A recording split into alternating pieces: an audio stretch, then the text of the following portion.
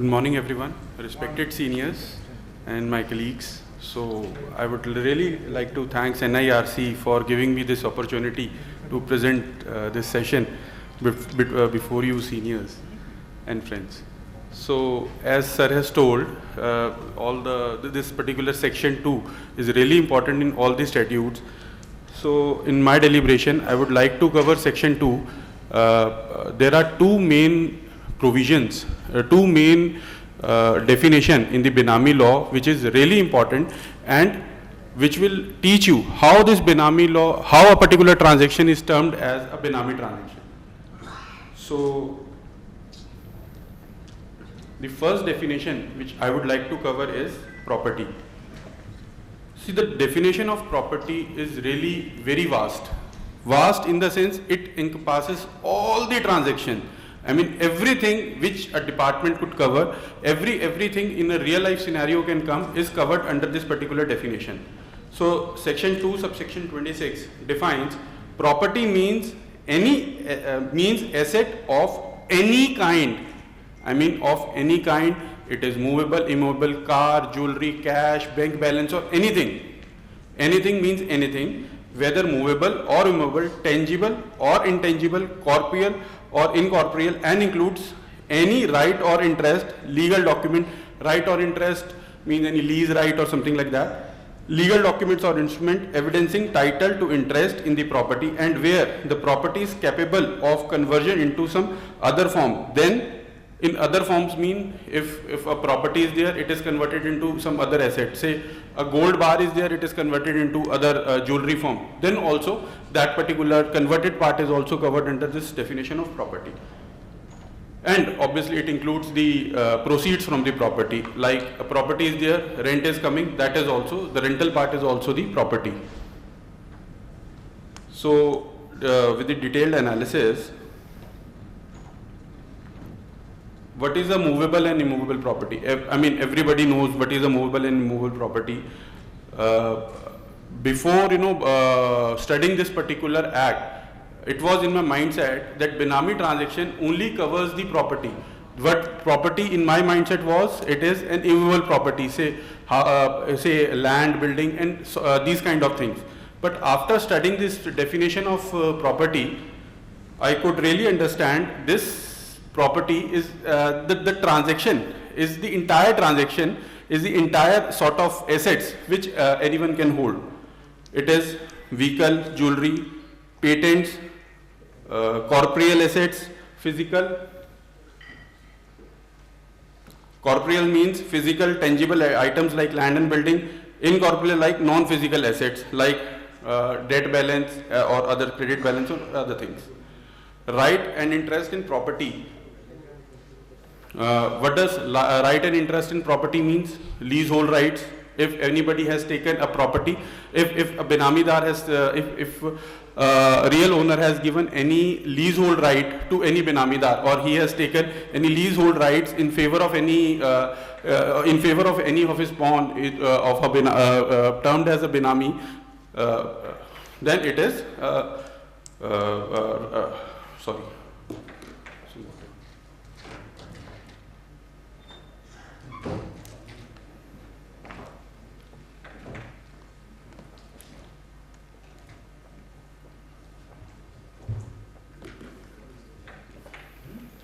In the case of a joint property where one holder is a Benamidar and the other is investing from known sources, will the entire property be acquired, or only the portion of the Benamidar will be acquired? Sir, if the portion of the Benamidar is defined in the property, then that particular portion will be termed as a Benami property, and if the portion is undivided, then the entire property will be termed as a Benami property. So here is an illustrative list of the property. Immovable property. Mr. A purchases a land in favor of Mr. B. Mr. A is not in the picture. He has purchased this particular land only in favor of Mr. B. Then that particular transaction would be covered as a Benami property. Movable property, say jewelry. Jewelry is purchased in the name of some other person. then this particular transaction would be covered under this Benami transaction. Now, as a chartered accountant or as a business owners, we can say this accommodation entry. We come across this particular accommodation entries in day to day in our business transaction. This accommodation entry is also a Benami property under this Benami Transaction Act. Why? Because of this definition of property. Asset of any kind. What is an accommodation entry? When you pay cash and take the transfer in form of a bank transfer, then it is a Benami property. So, covering this definition of property, it is a very broad definition. A very critical analysis of this definition is really important because it encompasses all the transaction. Because you can assess that a property for a transaction or for a particular thing, whether I'm holding this particular thing or not, it is under Benami or not. First of all, understand whether it is a property under the Benami Act or not. So, am I clear, everyone?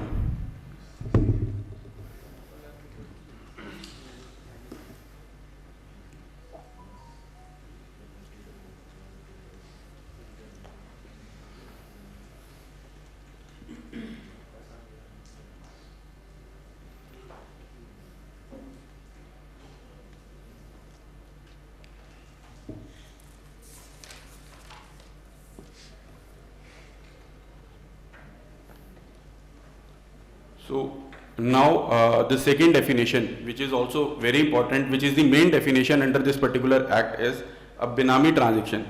Section 2 subsection 9 of the Benami Transaction Prohibition Act 2016 defines what constitutes a Benami transaction. In legal terms, this section is fundamental to understand the scope and intent of law. What is the purpose of this law? What is the reason behind our legislating making this law? It is based on this particular definition only. The part A of the definition is a transaction or an arrangement where a property is transferred to or is held by a person. The definition of property I have already explained. It means asset of any kind. So, where a asset of any kind is transferred to or is held means it is there, I am holding it but I have not transferred it.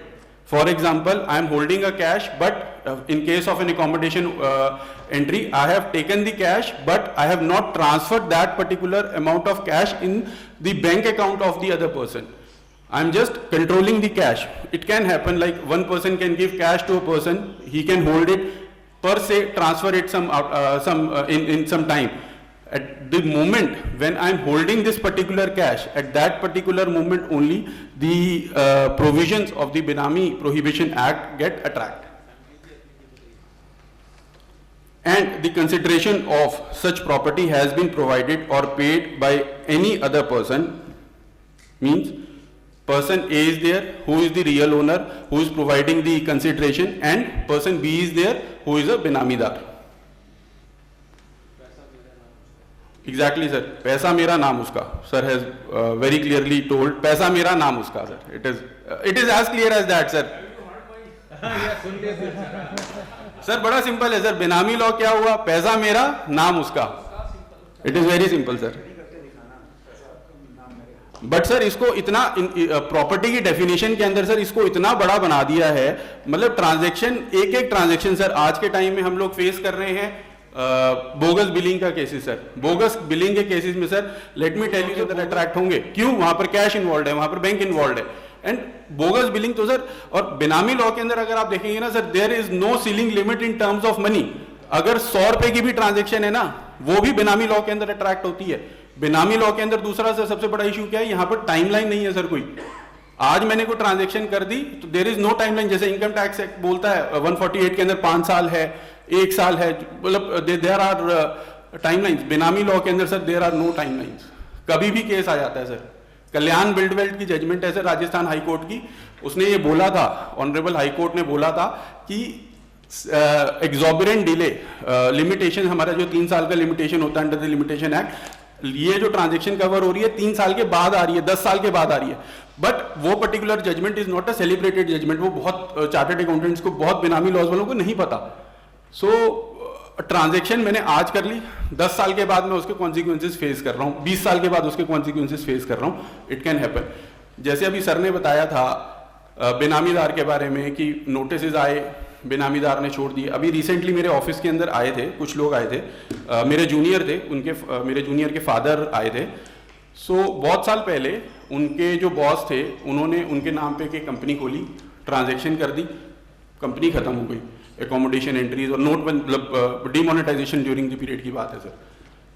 अब उन्होंने वो boss को छोड़ दिया, he is under the retirement phase और वो सब। जब वो मेरे पास लेके आए तो मैंने उनको समझाया कि इसके अंदर इम्प्रिजनमेंट है, आपको सजा हो सकती है 7 साल तक की।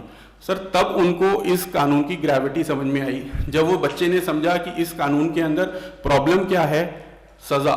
यहाँ पर हम लोग इनकम टैक्स और उन सब में हमारा सिर्फ पेनल्टी, हमारा सिर्फ मॉनेटरी ऑब्लिगेशन आता है, लेकिन यहाँ पर हमारा क्या आ रहा है, imprisonment. This is very important sir.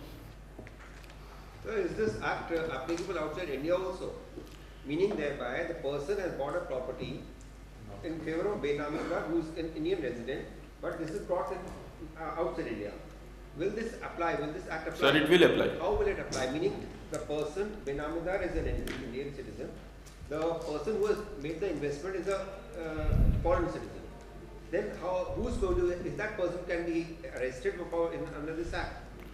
Sir, यहाँ अगेन डेफिनेशन प्रॉपर्टी की डेफिनेशन है सर। प्रॉपर्टी इंडियन प्रॉपर्टी की बात नहीं हो रही है sir, it is a globally आप कहीं पे भी प्रॉपर्टी होल्ड कर सकते हैं। आप इंडियन रेजिडेंट हैं, कंपनी फॉरेन के अंदर बना दी जो से एकोमोडेशन एंट्री का काम करती है, इट डजेंट मीन कि आपने फॉरेन में कंपनी अगर बन गई है तो बेनामी लॉज के अंदर वो ट्रांजेक्शन कवर नहीं होगी, वो कवर होगी sir. But then there is a Black Money Act which is also interplaying. It is there, sir. Foreign Black Money Act is also there, sir.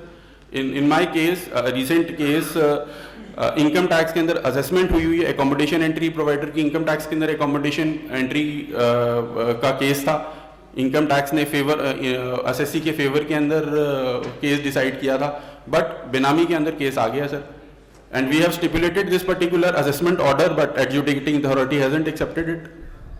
So one more thing, sir.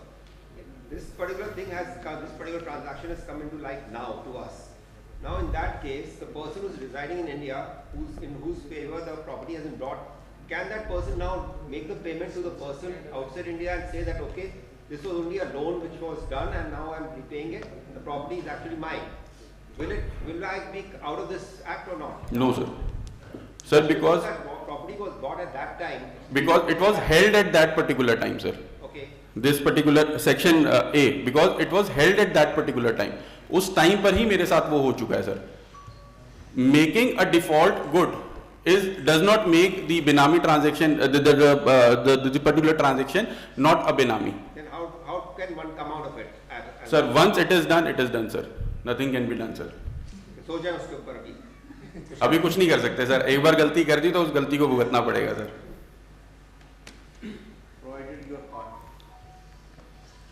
Sir case बेनामी के, sir case अभी eventually बेनामी act बहुत popularise नहीं हुआ है sir. धीरे धीरे जैसे जैसे पॉपुलराइज होगा ना सर, आप देखेंगे इनकम टैक्स से ज़्यादा डिपार्टमेंट बेनामी लॉज और इस तरफ जाएगा। क्यों? क्योंकि वहाँ पर उनको प्रोसिक्यूशन मिल जाती है सर। प्रोसिक्यूशन बहुत इंपॉर्टेंट होता है, मॉनेटरी लिमिट है, अमाउंट भी आएगा, सब चीज़ें हैं sir. Time limitation is not there sir. Time limitation is not there sir. Benami properties in case donated to the Waqf board. Sir, definition is there, fiduciary capacity sir. I will come on that definition sir. Sir, अगर fiduciary capacity में definition है sir section 29 के अंदर। Mister Gupta, आपने अभी जो बोला instance कि वो एकोमोडेशन एंट्रीज के केस में इनकम टैक्स ने एक्सेप्ट कर लिया और इसमें यहाँ पे एडजुडिकेटिंग अथॉरिटी ने उसको केस चला दिया, तो उनके पास कुछ एविडेंस तो होना चाहिए कि इसके बेस पर उन्होंने शुरू किया है ये केस। सर एक कॉम्पिटिशन एंट्री थी, सिर्फ वहाँ पर प्रूफ क्या था, देखिए मेरे उस केस के अंदर फैक्ट्स तो भी एक्सप्लेन अगर मैं करूँ, he was a money transfer agent. Money transfer agent means बाहर से आप दिल्ली के अंदर जब भी आते हैं, कोई छोटे शॉपकीपर्स दिल्ली के बाहर से जब दिल्ली आते हैं तो वो पैसा वहाँ से ट्रांसफ़र करते हैं, यहाँ से आके कैश लेते हैं। क्यों? क्योंकि अब बाहर से जब आ रहे हैं तो पब्लिक ट्रांसपोर्ट्स के अंदर पैसा चोरी होने का खतरा है सर, कितना कैश मुझे यहाँ रिक्वायर्ड होगा, कितना क्या होगा, there is always a dispute in that. So a person coming from outside Delhi, यहाँ पर दिल्ली के अंदर मनी ट्रांसफर एजेंट्स होते हैं सर, उनके अकाउंट में आप फंड्स डालिए, वो आपको यहाँ पर जिस भी शॉप पे आपको परचेज कर रहे हो, चांदनी चौक में it is very popular sir, अगर चांदनी चौक में कुछ हो तो उनको पता होगा sir, it is very common practice over there, वो वहाँ पर उनके अकाउंट में पैसा डलवा देते हैं। तो मेरा इस पर्टिकुलर केस में मनी ट्रांसफर एजेंट का केस था सर। इस केस के अंदर क्या हुआ था, इनकम टैक्स की असेसमेंट हुई, इनकम टैक्स की असेसमेंट के अंदर कमीशन बेसिस पे हमारा केस हो गया, क्योंकि मनी ट्रांसफर एजेंट के लिए क्या होगी sir, only the commission part is the income, उस बेसिस में हमारा। बट जब ये केस बेनामी लॉज के अंदर आया तो डिपार्टमेंट ने कहा ये बेनामी, हम इसको बेनामी के तहत ट्रीट करेंगे, इनकम टैक्स के तहत ट्रीट नहीं करेंगे सर। क्यों ये लीगल एक्टिविटी है, money transfer activity? Sir it is a legal activity but it is not approved by RBI sir. My client was not approved by RBI, but it is an legal activity, होता ही है sir. Transfer activity जो है business activity है, authorise dealer नहीं है, authorise dealer नहीं है sir, right, authorise dealer नहीं है सर। इनकम टैक्स के अंदर sir there are judgements, ITAT की जजमेंट्स है, दिल्ली हाई कोर्ट की जजमेंट्स है, जो इन पर्टिकुलर टॉपिक इन पर्टिकुलर चीज़ों के ऊपर बोलता है कि मनी ट्रांसफर एजेंट्स की इतनी कमीशन होनी चाहिए, ये होना चाहिए। बट बेनामी लॉज के अंदर अभी ऐसा कुछ है नहीं सर। आपका ट्रांसफर एजेंट जो होगा वो रजिस्टर्ड नहीं होगा, रजिस्टर्ड नहीं था सर, बट इनकम टैक्स में उसके फेवर में केस आया हुआ था। फिर हवाला टाइप होगा सर हवाला नहीं है sir, it is a very age old practice sir. पहले ड्राफ्ट डिस्काउंटिंग का बिजनेस होता था सर, ड्राफ्ट डिस्काउंटिंग का भी तो यही बिजनेस था सर, ड्राफ्ट लेके आते थे, यहाँ पर डिस्काउंट होता था। ये तो बिल्टी डिस्काउंटिंग होती थी sir, it is a very age old practice sir, वो तो होती है। It means there can be parallel proceeding both in the income tax act as well as in the in the benami law as well as in the foreign asset, जो अभी sir बता रहे थे, as well as in that black money act also. मेरा एक account है foreign के अंदर, मैंने खोल दिया तो मेरा फॉरेन मनी एक्ट भी अट्रैक्ट हो गया सर, बेनामी लॉज भी अट्रैक्ट हो गए, मेरा ये भी हो गया sir. So it is a Pandora box sir, जितना हम पेंडोरा बॉक्स को खोलते जाएंगे बढ़ता जाएगा, बढ़ता जाएगा, बढ़ता जाएगा sir. So subsection B section 29 का, a transaction or an arrangement in respect of a property carried out or made in a fictitious name. Fictitious name sir, person है ही नहीं, फर्जी आधार कार्ड बनवा लिया सर, फर्जी ये वोटर आईडी कार्ड, फर्जी पैन कार्ड बनवा लिया सर, उसके नाम पे रजिस्ट्री करवा दी, सब करवा दिया, अब ट्रांजैक्शन एग्जीक्यूट हो गई। अब कहाँ पर है, फिक्टिशियस नेम है सर, कल को वो चीज़ इंस्पेक्ट हुई पता चला कि ये तो कुछ है ही नहीं, पर्सन है ही नहीं, एग्जिस्टेंस में ही नहीं है, तो फिर क्या होगा sir, it will be also a benami transaction sir. A transaction or an arrangement in respect of a property where the owner of the property is not aware or denies knowledge of such ownership। Sir मेरी ID का misuse हो गया, ID का misuse in the sense मेरे pan Aadhaar, it is available in public domain sir, hotels में हम check in करते हैं, यहाँ पर अपना पैन आधार देते हैं, उस बेसिस पे किसी ने मेरा अकाउंट खोल लिया ऑन एनी प्लेटफॉर्म। अभी रिसेंटली मेरे केस के अंदर क्या हुआ था सर, किसी ने क्रिप्टो का अकाउंट खोल लिया था, FAIU का नोटिस आ गया सर, FAIU के अंदर आई रिप्रेजेंटेड, वो भी it is he is also very senior CAG officer. So मेरे पास आए थे तो हम लोग जाके मिल के आए ऑफिसर से, तो कहीं पे दे दिया होगा सर, किसी ने उनकी आईडी का मिसयूज किया, और आईडीज वैसे भी अवेलेबल हो जाती हैं सर। उस आईडी के बेसिस पे अकाउंट खोला, क्रिप्टो की ट्रेडिंग करी, उसका जब क्रिप्टो का जो एग्रीगेटर था उसका जब केस आया, सब उसके यहाँ डेटा आया, तो उसको बुला लिया। सो ये पर्टिकुलर ट्रांजैक्शन भी क्या है सर कि मुझे पता ही नहीं कि मेरे नाम पे कोई प्रॉपर्टी खरीदी है, मुझे पता ही नहीं है, then this particular transaction is also a benami transaction.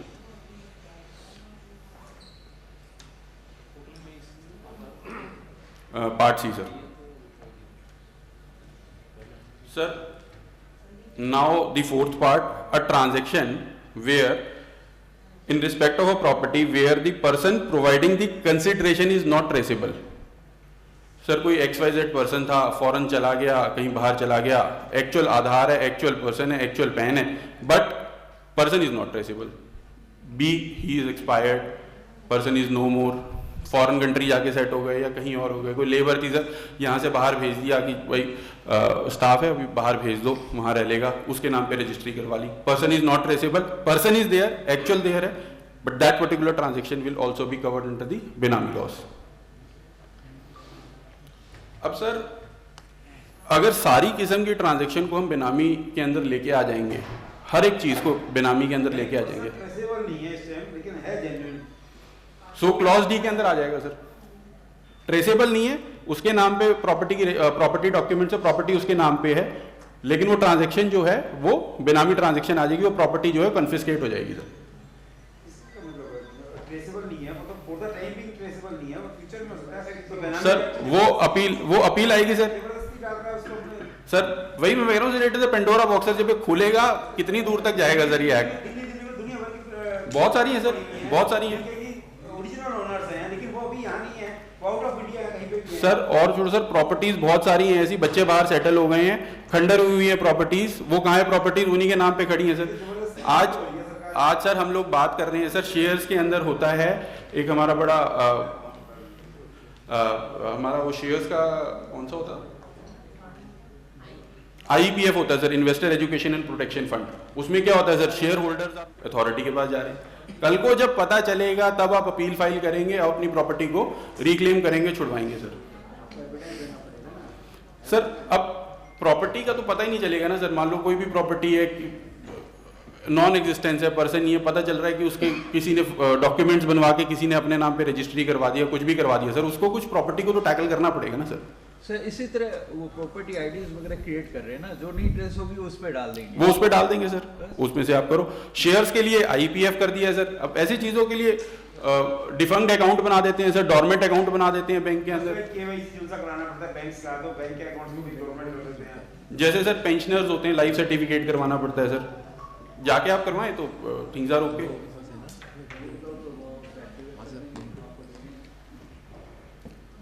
अब सर एक्सेप्शन की अगर हम लोग बात करें,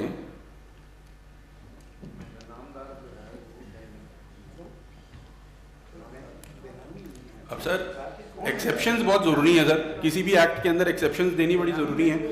अगर आप एक्सेप्शन नहीं देंगे तो कहाँ जाएगा सर कोई ट्रांजेक्शन। इम्प्रिजनमेंट है, वो तो ये है, जो भी अननोन है वो सरकार के अकाउंट में जा रही है रिकवर करने के लिए, लेकिन यहाँ पर तो इम्प्रिजनमेंट की प्रोविजन है सर। जैसे कि हमने कोई फ्रॉड किया हुआ है यार तो सर इम्प्रिजनमेंट तो तब आएगी ना सर, जब बंदा अगर ट्रेसेबल हो गया, वो ट्रेसेबल होके तो कहेगा ना कि ये प्रॉपर्टी मेरी है, मैं बेनामीदार नहीं हूं, मैं तो रियल ओनर हूं, ये प्रॉपर्टी मैंने अपने पैसे से खरीदी है। अपील जब वो फाइल करेगा अथॉरिटीज के आगे सर, ट्रिब्यूनल के आगे, तो कहेगा कि मेरी प्रॉपर्टी है, मेरे नाम पे आप इसको रीइशू करो। बेनामी की स्पिरिट ये थी, जब लॉ आया उसकी स्पिरिट ऑफ लॉ ये थी कि वो वाली प्रोडक्ट जो सी उसका पैसा नहीं लगा हुआ, नाम उसके आया। एग्जैक्टली और यहाँ पर तो जो होगा कि सर, जैसे सर ने कहा, आप उसको भी फ्रॉड में डाल रहे हो सर ऐसा नहीं है ना sir, non traceable transaction, person is non traceable sir, आज वो ट्रेसेबल नहीं है, कल को आके वो रिक्लेम तो करेगा ही ना सर अपनी प्रॉपर्टी को। वहाँ पर जो सा है बेनामी एक्ट क्यों लग रहा है, बेनामी एक्ट की बजाय वो गवर्नमेंट के अकाउंट में जा रही है, जैसे कि शेयर्स वगैरह जा रहे हैं कि गवर्नमेंट जाके रिट्रीव करना है तो कर लो। यहाँ पर जैसा आप उसको फ्रॉड की कैटेगरी में डाल रहे हो कि सर उसने गलत काम किया हुआ है। हम लोग सर सोच रहे हैं जेन्युइन ट्रांजेक्शन के बारे में सर, जब नॉन जेन्युइन ट्रांजेक्शन आती है सर उसको भी तो लेके आना है ना सर। जेन्युइन ट्रांजेक्शन होगी तो अपील के अंदर ऑब्वियसली सर फेवर में आ जाएगा। और यहाँ पर सर पेनल्टी प्रोसिक्यूशन तो बाद में लगेगी ना सर, जब ये प्रूव होगा कि ये पर्सन बेनामीदार था, ये पर्सन रियल ओनर था सर। अभी तो ये कुछ भी नहीं आया ना सर यहाँ पे, अभी तो सिर्फ वो प्रॉपर्टी को कन्फिस्केट कर दिया, प्रॉपर्टी को एक सेफ हैंड के अंदर रख दिया, कल को जो होगा सर अपील्स के अंदर वो आएगा। अब सर एक्सेप्शन है, सबसे पहली एक्सेप्शन क्या है सर, कर्ता की। Exception is very important sir. मैं अपनी HUF का करता हूं सर, मैंने अपने नाम पे कुछ प्रॉपर्टी ले ली मेरी फैमिली के रहने के लिए, पॉसिबिलिटी है सर मैंने अपने नाम पे रजिस्ट्री करवा ली उस प्रॉपर्टी की, बट रह मेरी पूरी फैमिली रही है सर। वो अगर आप हम सेक्शन 2 सबसेक्शन 9 देखेंगे, वो क्या कहेगा, it is a benami transaction, लेकिन नहीं सर, एक्सेप्शन देनी जरूरी थी क्योंकि वो HUF की प्रॉपर्टी है सर। सर ये फिड्यूशरी कैपेसिटी जो है, फिड्यूशरी कैपेसिटी बड़ा इंपॉर्टेंट है सर। फिड्यूशरी कैपेसिटी क्या हुआ, मैंने कोई प्रॉपर्टी होल्ड कर रहा हूं for the benefit of some other person, benami transaction है, लेकिन I am holding that in a good faith, means as a chartered accountant sir, हमने किसी क्लाइंट से पैसा लिया टैक्स पेमेंट करने के लिए, टैक्स पेमेंट करनी है हमने, प्रॉपर्टी हम होल्ड कर रहे हैं, बेनामी ट्रांजेक्शन हो गई सर ये तो, लेकिन एक्सेप्शन देनी थी। हमने क्यों पैसा लिया है उनसे? टैक्स पेमेंट करने के लिए। We are what? Under a fiduciary capacity in this particular transaction. Sir एक बात बताइए, घर के अंदर लाख 2 लाख सर कैश होना तो बड़ी आम बात है सर। वो कई हमारे बुजुर्गों की भी आदत होती है सर, कहीं घर से बाहर जा रहे हैं तो अपने किसी रिश्तेदार को, या घर के अंदर ज्वेलरी है अपने किसी रिलेटिव को या अपने किसी नेबर को जाते जाते वो दे के जाते हैं कि हम 3-4 दिन के लिए घर से बाहर जा रहे हैं, आप ये हमारा जो एसेट है या हमारी जो प्रॉपर्टी है उसको 2-3 दिन के लिए अपने पास रख लो। Sir very common practice sir, ऐसा बहुत होता है, हम लोग तो करते ही हैं। तो क्या ये पर्टिकुलर ट्रांजेक्शन सर बेनामी हुई? उसके यहाँ रेड हो गई सर, क्या होगा? अब इसके अंदर से चैलेंज आ जाता है कि ये फिड्यूशियरी कैपेसिटी के अंदर अगर आप उसको प्रूव कर सकते हैं तो करिए सर। बहुत मुश्किल है सर, करना बहुत मुश्किल है। लॉकर है सर, सेफ लॉकर्स होते हैं। हाँ जी सर, फिर भी सर बहुत है सर, अभी भी एक दिन के लिए जाना है सर, एक दिन के लिए जाना है, कौन लॉकर खोलेगा सर, कौन क्या करेगा कि एक शाम को शादी के लिए जाना है।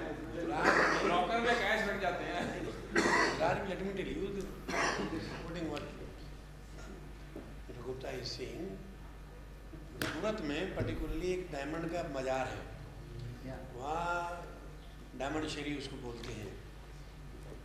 वहाँ पर जब इनकम टैक्स डिपार्टमेंट की रेड होती है तो जितने भी डायमंड वाले हैं या जो भी जिनको लगता है हमारे यहाँ पता लग गया वो आ रहे हैं दरोड़े वाले, गुजरात में बोलते हैं दरोड़ा, है ना, कि दरोड़े वाले आ रहे हैं, तो क्या करते हैं वो अपने अपनी पोटली उठाते हैं डायमंड की और दूसरे की दुकान में यूँ फेंकते हुए भाग जाते हैं। हाँ, सो ये फिड्यूशियरी के अब वो चांसेस तो ये है कि भाई सबको तो रेड करेंगे नहीं, एक ही को करेंगे, तो एक ही को सफर करना पड़ेगा, बट फिड्यूशियरी कैपेसिटी तो सभी की है ना। तो ये बहुत कॉमन प्रैक्टिस है, एक दूसरे को दे करके जाना। अब पुराने जमाने में आज के 50 साल पहले तो बहुत सारी से नॉर्मल प्रैक्टिस। सर अभी भी होता है सर, लॉकर्स हैं चांदनी चौक में आप जाएंगे सर, और बहुत सारे एरियाज के अंदर प्राइवेट लॉकर्स बनाए हुए हैं सर। प्राइवेट लॉकर्स होते हैं, प्राइवेट लॉकर वाले के यहाँ कोई चला गया तो सर वो तो बेनामीदार बन जाएगा। हाँ, but he will show a document कि मैंने प्राइवेट लॉकर ऑपरेट कर रहा हूँ, I am under a fiduciary capacity. So हर एक ट्रांजेक्शन को see, if you can cover a transaction under a fiduciary capacity तो आप अपने आप को बेनामी ट्रांजेक्शन से बचा सकते हैं सर। आपने जैसे एग्जांपल दिया कि person going for 5-6 days keeps money और the jewellery at the neighbours place और फ्रेंड और रिलेटिव प्लेस, उसके लिए रेड हो गई है, then what is solution for that thing? You know, will the affidavit of that person suffice in that case?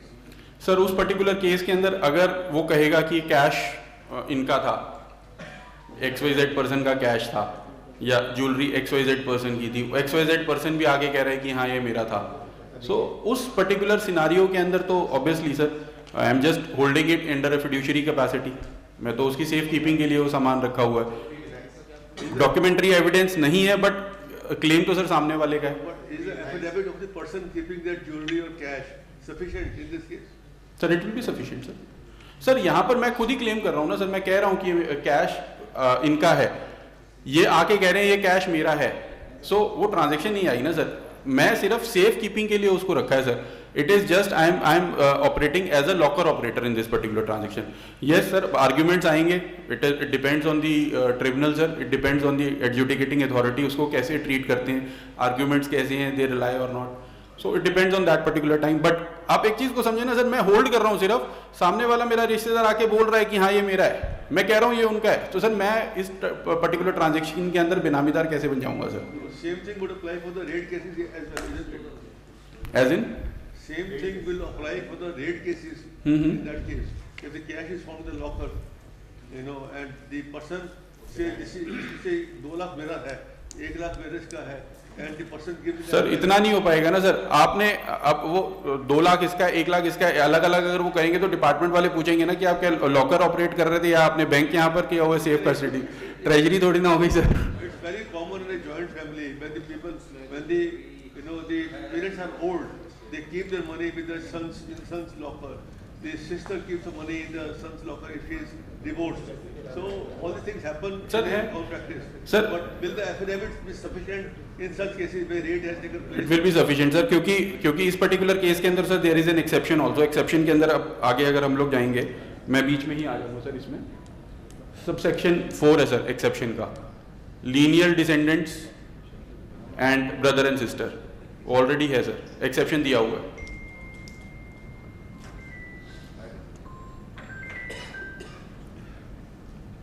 Sir fiduciary capacity के कुछ examples हैं। ट्रस्टी, कोई प्रॉपर्टी है सर, ट्रस्ट की प्रॉपर्टी है, मेरे नाम पे मैं उसको होल्ड कर रहा हूँ एज अ ट्रस्टी, तो पर्टिकुलर ट्रांजैक्शन को हम बेनामी के अंदर एक्सेप्शन में लेके जा सकते हैं। एग्जीक्यूटर ऑफ विल सर, अब कोई प्रॉपर्टी है sir, some mishappening has happened, parents passed away, advocate को दे दिया कि आप सिर्फ इस पर्टिकुलर, या कोई मामा चाचा को दे दिया कि आप सिर्फ इस पर्टिकुलर प्रॉपर्टी के केयर टेकर हो जब तक ये बच्चा 18 साल का नहीं होता, then in that particular case also आप फिड्यूशियरी कैपेसिटी के अंदर उस पर्टिकुलर प्रॉपर्टी को होल्ड कर रहे हो, आपको पेनलाइज नहीं किया जा सकता ना सर, आप तो क्योंकि किसी की हेल्प कर रहे हो sir. Partner in business sir, company का मैं सीए फर्म चला रहा हूं सर, मैंने अपने पर्सनल नाम से गाड़ी खरीद ली, बट वो गाड़ी क्या है, मेरी सीए फर्म के लिए काम की है, खरीदी भी सिर्फ मैंने अपने पर्सनल नाम से, क्यों? क्योंकि मेरे को गाड़ी पे लोन लेना था, मेरे फर्म के नाम पे लोन नहीं हो रहा था, मेरे पर्सनल नाम पे लोन हो गया, लेकिन वो कार जो है या वो पर्टिकुलर एसेट जो है मेरी कंपनी के लिए यूज होगा, मेरी फर्म के लिए यूज होगा। अगर मैं उस चीज को पर्टिकुलर चीज को प्रूव कर सकता हूं, then that particular transaction will be exempt under this benami laws. बड़ा कॉमन है सर गाड़ी के लिए, तो गाड़ी के केस में तो बड़ा कॉमन है सर, हर कोई करता है, मैंने खुद किया हुआ है सर, मैंने गाड़ी परचेज करी हुई है, मेरी कंपनी के नाम पे नहीं हो रही थी, सो यूज तो कंपनी में ही हो रही है ना sir. Sir part 3 is there sir.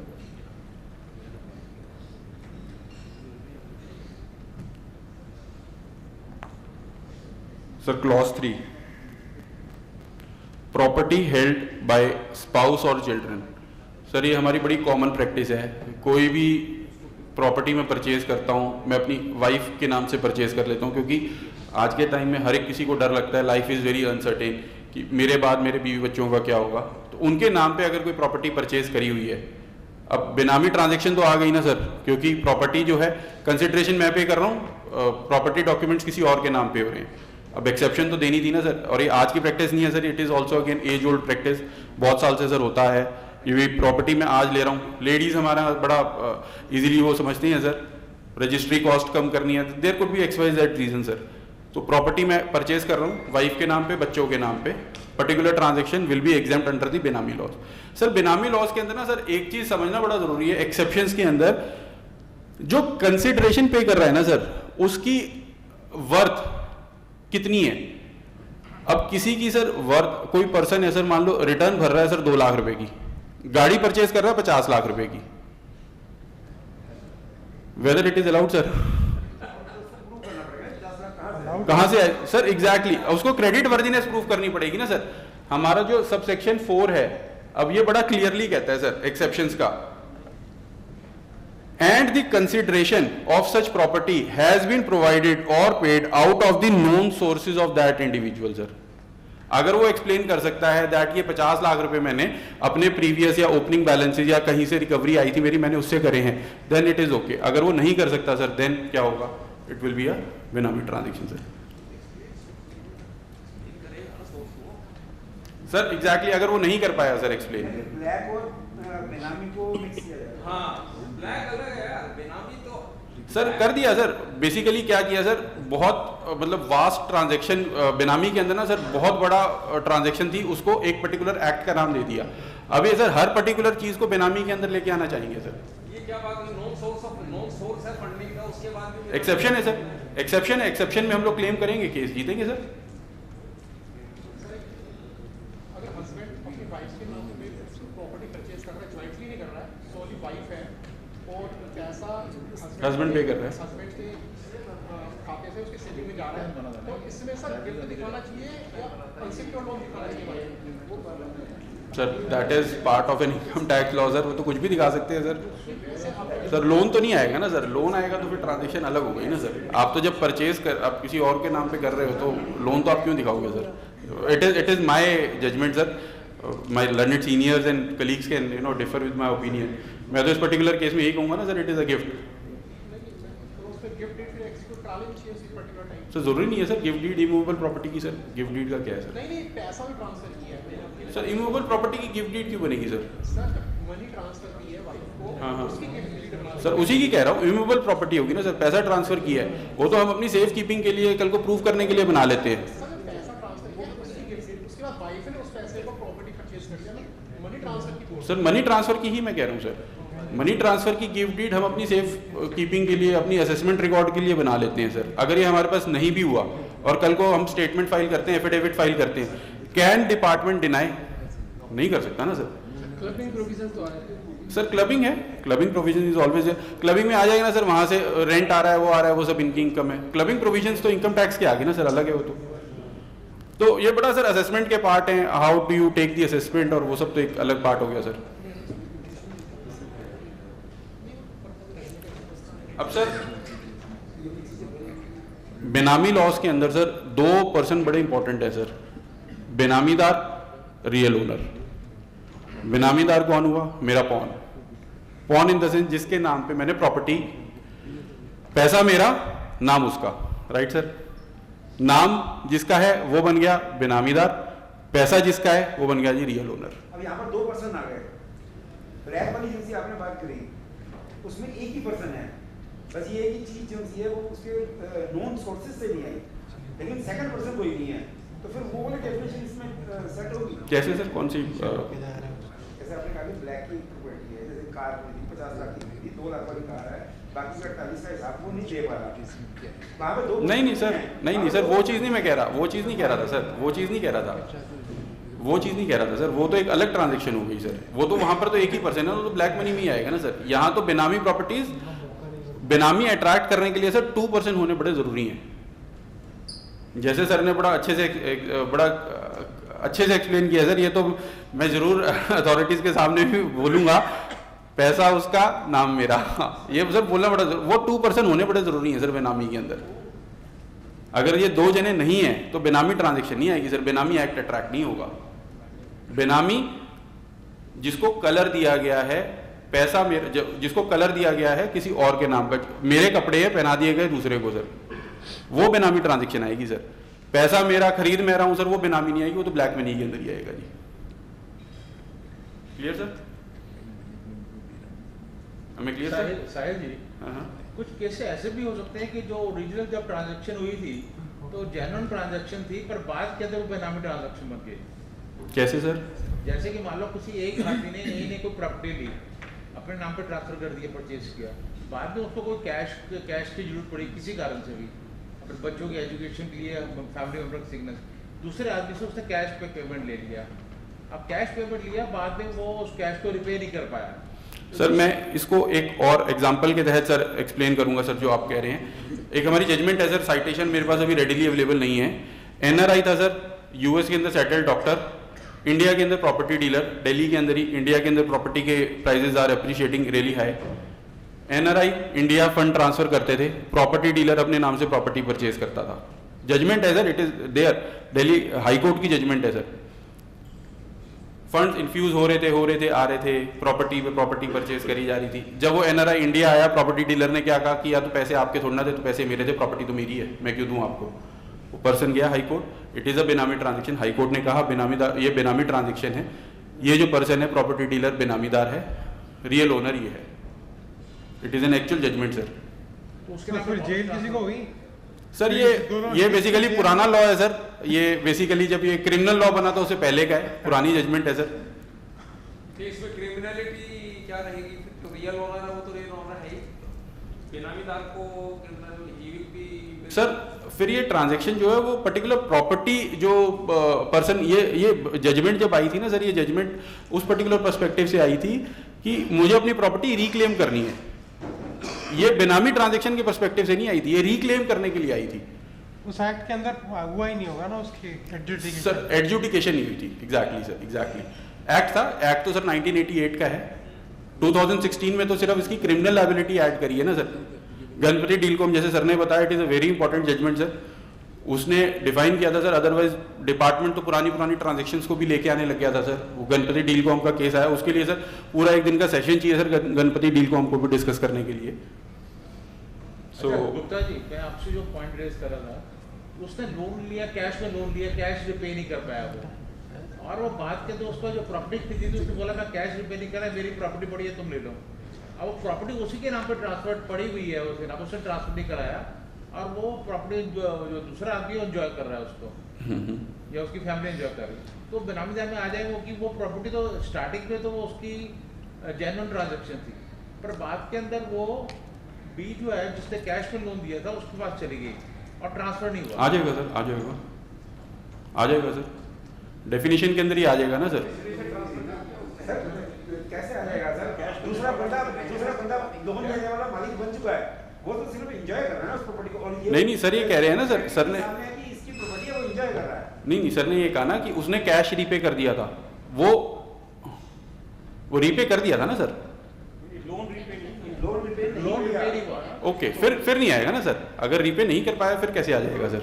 Agreement loan repay नहीं हुआ गुप्ता जी, लोन रिपे नहीं कर पाया तो उसके बदले में उसने अपनी प्रॉपर्टी जो है उसको दे दी, पेपर दे दी। अब रिटर्न एग्रीमेंट नहीं है, कोई रिटर्न एग्रीमेंट नहीं है, पर प्रॉपर्टी जो है वो उसके नाम ओरिजिनल उसके नाम पे ही चल रही है, पर वो जो यूटिलिटी है सारी यूज जो है वही कर रहा है दूसरा आदमी। सर नहीं आएगी सर, बेनामी के अंदर तो नहीं आएगी सर। डिपेंड करेगा ना सर, मान लो सर यहाँ पर तो पैसा उसने अभी लगाया नहीं ना सर, जब प्रॉपर्टी परचेज करी थी तब तो ये ट्रांजैक्शन नहीं थी ना सर, बाद के अंदर आ गया, कलर आ गया सर, डिपेंड करेगा सर केस के अंदर, मतलब इसको sir as a case to case sir study करना पड़ेगा। मैं रेडीली आपको वो बता पाऊँ नहीं है सर, केस टू केस इसको स्टडी करना पड़ेगा सर।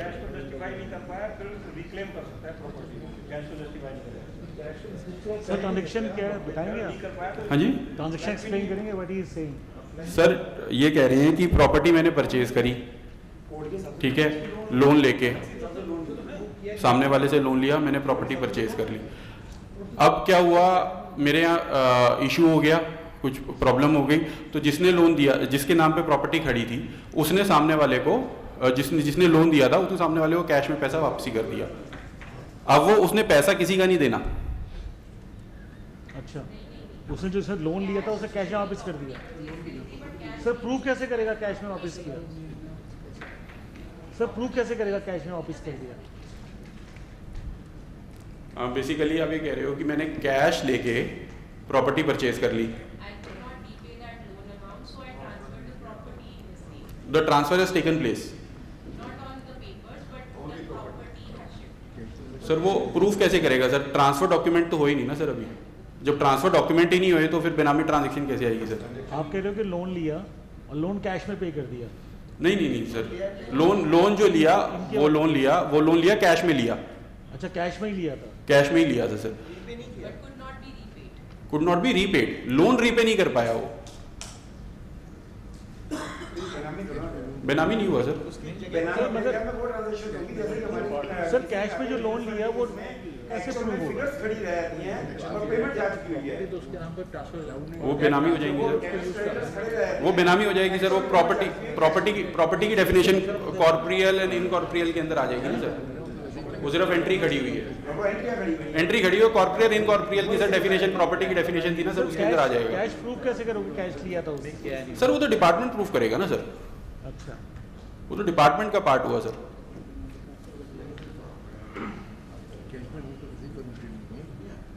डिपार्टमेंट प्रूफ करेगा, वो अलग बहुत सारी transaction. Sir shall I continue? तो अब रियल ओनर वर्सेस बेनामीदार था सर। रियल ओनर सर एक चीज बता दीजिए, अगर बेनामी के नोटिस से पहले डिपार्टमेंट कह रहा है कि ये लोन लेके प्रॉपर्टी ली थी, तो उस नोटिस से पहले अगर लोन सारे रीपे हो गए हैं तो जब भी बेनामी चलेगा, आज की तारीख में कोई लोन आउटस्टैंडिंग नहीं है। सर ट्रांजैक्शन चेक करनी पड़ेगी ना सर। अगर मेयर एकोमोडेशन एंट्री ले ली, अब मुझे एक केस सिनारियो समझिए सर, मैंने एकोमोडेशन एंट्री ले ली, रजिस्ट्री करवा ली सर प्रॉपर्टी के अपने नाम पे, ठीक है। अब क्या हुआ, कुछ टाइम के बाद मेरे पास जैसे जैसे 1 साल 2 साल 3 साल फंड्स आते रहे, मैं वो अपने एंट्री स्क्वेयर अप करता रहा। जब मैंने वो एंट्री ली थी सर, वो बेनामी तो तभी बन गया था ना सर। फॉलो अप एक्टिविटी के बाद तो कुछ भी होता रहे सर। मैं कह रहा हूं, आज जैसे बेनामी का नोटिस आता है और आज की तारीख में कोई लोन आउटस्टैंडिंग नहीं है, तो जब भी वो सर वो नोटिस आएगा कि उस पर्टिकुलर पॉइंट पे क्या हुआ था, वो नोटिस आज के लिए नहीं आएगा सर। वो आएगा नोटिस उस पर्टिकुलर टाइम पे क्या हुआ था।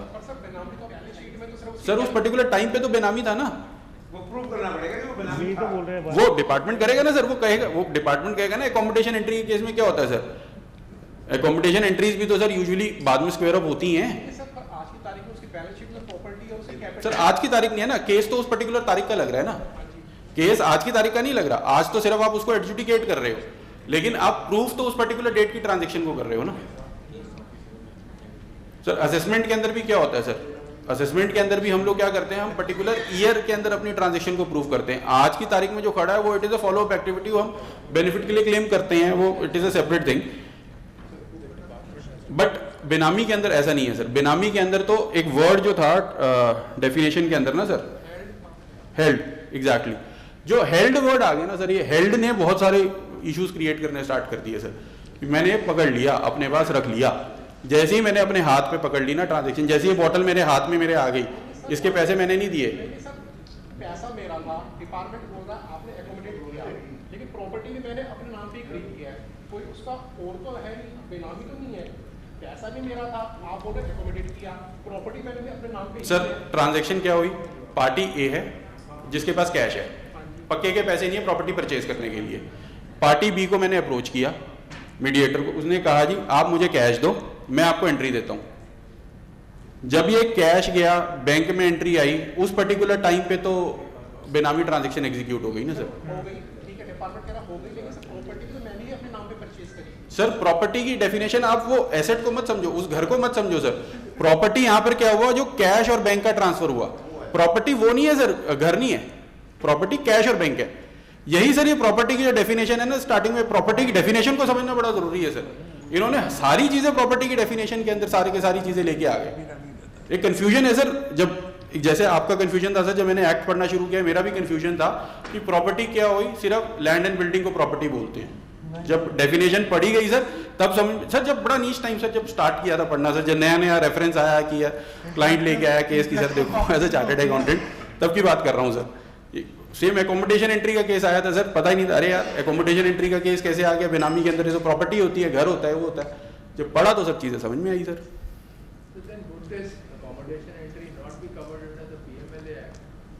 Sir that is a separate, वहां पर भी कवर होगा सर, वहां पर भी होगा। अभी we were discussing with the NIRC team, एक इसके ऊपर भी सेशन करने के लिए I have proposed interplay between benami laws and PMLA law. ये भी बड़ा इंपॉर्टेंट टॉपिक है सर, आज हम लोग टेक्निकल कवर नहीं कर पाए उसको, ये भी समझना बड़ा जरूरी है। I will request NIRC team, I will ask Abhinav to be kind enough, अगर इसके ऊपर भी कोई एक सेशन कर पाए, ठीक है ना, तो आपको समझ में आएगा sir. Interplay between benami laws, PMLA, interplay between section 68, 69 बेनामी लॉज। जब आप दो अलग अलग एक्ट्स को मिक्स करके चलेंगे तो क्या होगा सर। बेनामी लॉ को बड़ा रिस्ट्रिक्टिव वे में मत समझो सर, बेनामी लॉ तो कुछ भी हो जाएगा सर। आज मैंने पानी की बोतल के पैसे नहीं भरे, मैंने पकड़ लिए पानी की बोतल, ये भी तो बेनामी ट्रांजैक्शन हो गई सर, कोई मुझे पकड़ के लेके जा सकता है। तो बेनामी ट्रांजैक्शन कुछ भी हो सकती है सर, प्रूव करना पड़ेगा, डॉक्यूमेंट्री एविडेंस क्रिएट करने पड़ेंगे सर, फिड्यूशियरी कैपेसिटी के डॉक्यूमेंट्री एविडेंस क्रिएट करने पड़ेंगे, वो बहुत इंपॉर्टेंट है। ये बेनामी लॉ कितने साल जा सकते हैं और how many years can go back? Sir कोई टाइमलाइन नहीं है सर, कोई टाइमलाइन नहीं है इसकी। मेरे पर्टिकुलर केस में सर 8 साल, 2000 जो ये आपको वो बता रहा था, एक इसका डिमोनेटाइजेशन का केस है, 2017 में इन्वेस्टिगेट हो गया था, फिर वो केस 2023 में जाके दोबारा खुला बेनामी लॉस के अंदर, क्योंकि उस टाइम पे जब एकोमोडेशन एंट्रीज के केसेस आ रहे थे, बैंक के अंदर एंट्रीज आ रही थी, तो डिपार्टमेंट कॉल कर रहा था, इन्फॉर्मेशन इन्वेस्टिगेशन विंग बुला रहा था। 2023 में जाके इसको बुलाया दोबारा से, आ जाओ जी भैया, अब इसको हमें ट्राई करना है बेनामी लॉस के अंदर। 5 साल को, 10 साल को, 15 साल। सर कल्याण बिल्डवेल की जजमेंट है सर, राजस्थान हाईकोर्ट की, ऑनरेबल राजस्थान हाईकोर्ट की, वो ये कहता है कि बेनामी ट्रांजैक्शन को with in the stipulated limitation period of 3 years लेके चलना चाहिए। इसकी टाइमलाइंस नहीं है कोई, बट वो जो जजमेंट डिसाइड हुई थी ना सर, आयरनी है कि वो जजमेंट बहुत ज्यादा पॉपुलर नहीं हुई सर। बहुत लोग उसको कोर्ट नहीं करते, वो जजमेंट ना अपनी फाइनलिटी में नहीं आई, क्योंकि ये सिर्फ पर्टिकुलर ऑनरेबल हाई कोर्ट ने, लॉर्डशिप ने सिर्फ एक पॉइंट दिया था, एक अपनी अंडरस्टैंडिंग दी थी कि इस लॉ के अंदर ये टाइमलाइन होनी चाहिए, बट वो केस डिसाइड नहीं हुआ था सर उसके बेसिस पे। ओपिनियन दिया था सिर्फ उन्होंने कि ये टाइमलाइन होनी चाहिए, बट वो केस अगर वो फाइनल डिसाइड होता उस पर्टिकुलर पॉइंट के ऊपर तो एक लैंडमार्क जजमेंट बनती सर, हर कोई उसको लेके चलता सर। अब ये आयरनी है सर, बेनामी लॉज के अंदर सर, बता देते हैं बेनामी लॉज के अंदर सर मैंने अभी तक ऐसा नहीं देखा कि टाइमलाइंस किसी ऑनरेबल हाई कोर्ट या सुप्रीम कोर्ट ने डिफाइन करी हो कि आप कब तक केस एडजुडिकेट कर सकते हैं। अभी नया एक्ट है सर, अभी आने स्टार्ट सर, जुडिशियल रिव्यूज ही 2020-21 से आने शुरू हुए हैं sir. My point is, will the case of natural course of justice would apply or not? Sir अब आप बताएं सर, 10 साल के बाद मेरे को कोई ट्रांजैक्शन एक्सप्लेन करने के लिए बोला गया है, क्या मैं उसको एक्सप्लेन कर पाता हूं सर? सर ये जो एक्ट आया था ना रेट्रोस्पेक्टिव, जो अमेंडमेंट एक्ट आया था रेट्रोस्पेक्टिव एप्लीकेबिलिटी के साथ आया था, गणपति डील को हमने दैट स्ट्रक डाउन कि उसकी रेट्रोस्पेक्टिव एप्लीकेबिलिटी नहीं करेंगे। प्रिंसिपल ऑफ नेचुरल जस्टिस की ही बात कर रहा हूं सर मैं, कि इसकी रेट्रोस्पेक्टिव एप्लीकेबिलिटी, लेकिन वही supreme court, honourable supreme court ने रिव्यू पिटीशन जो है उस पर नोटिस कर दिया है सर। लेट्स सी,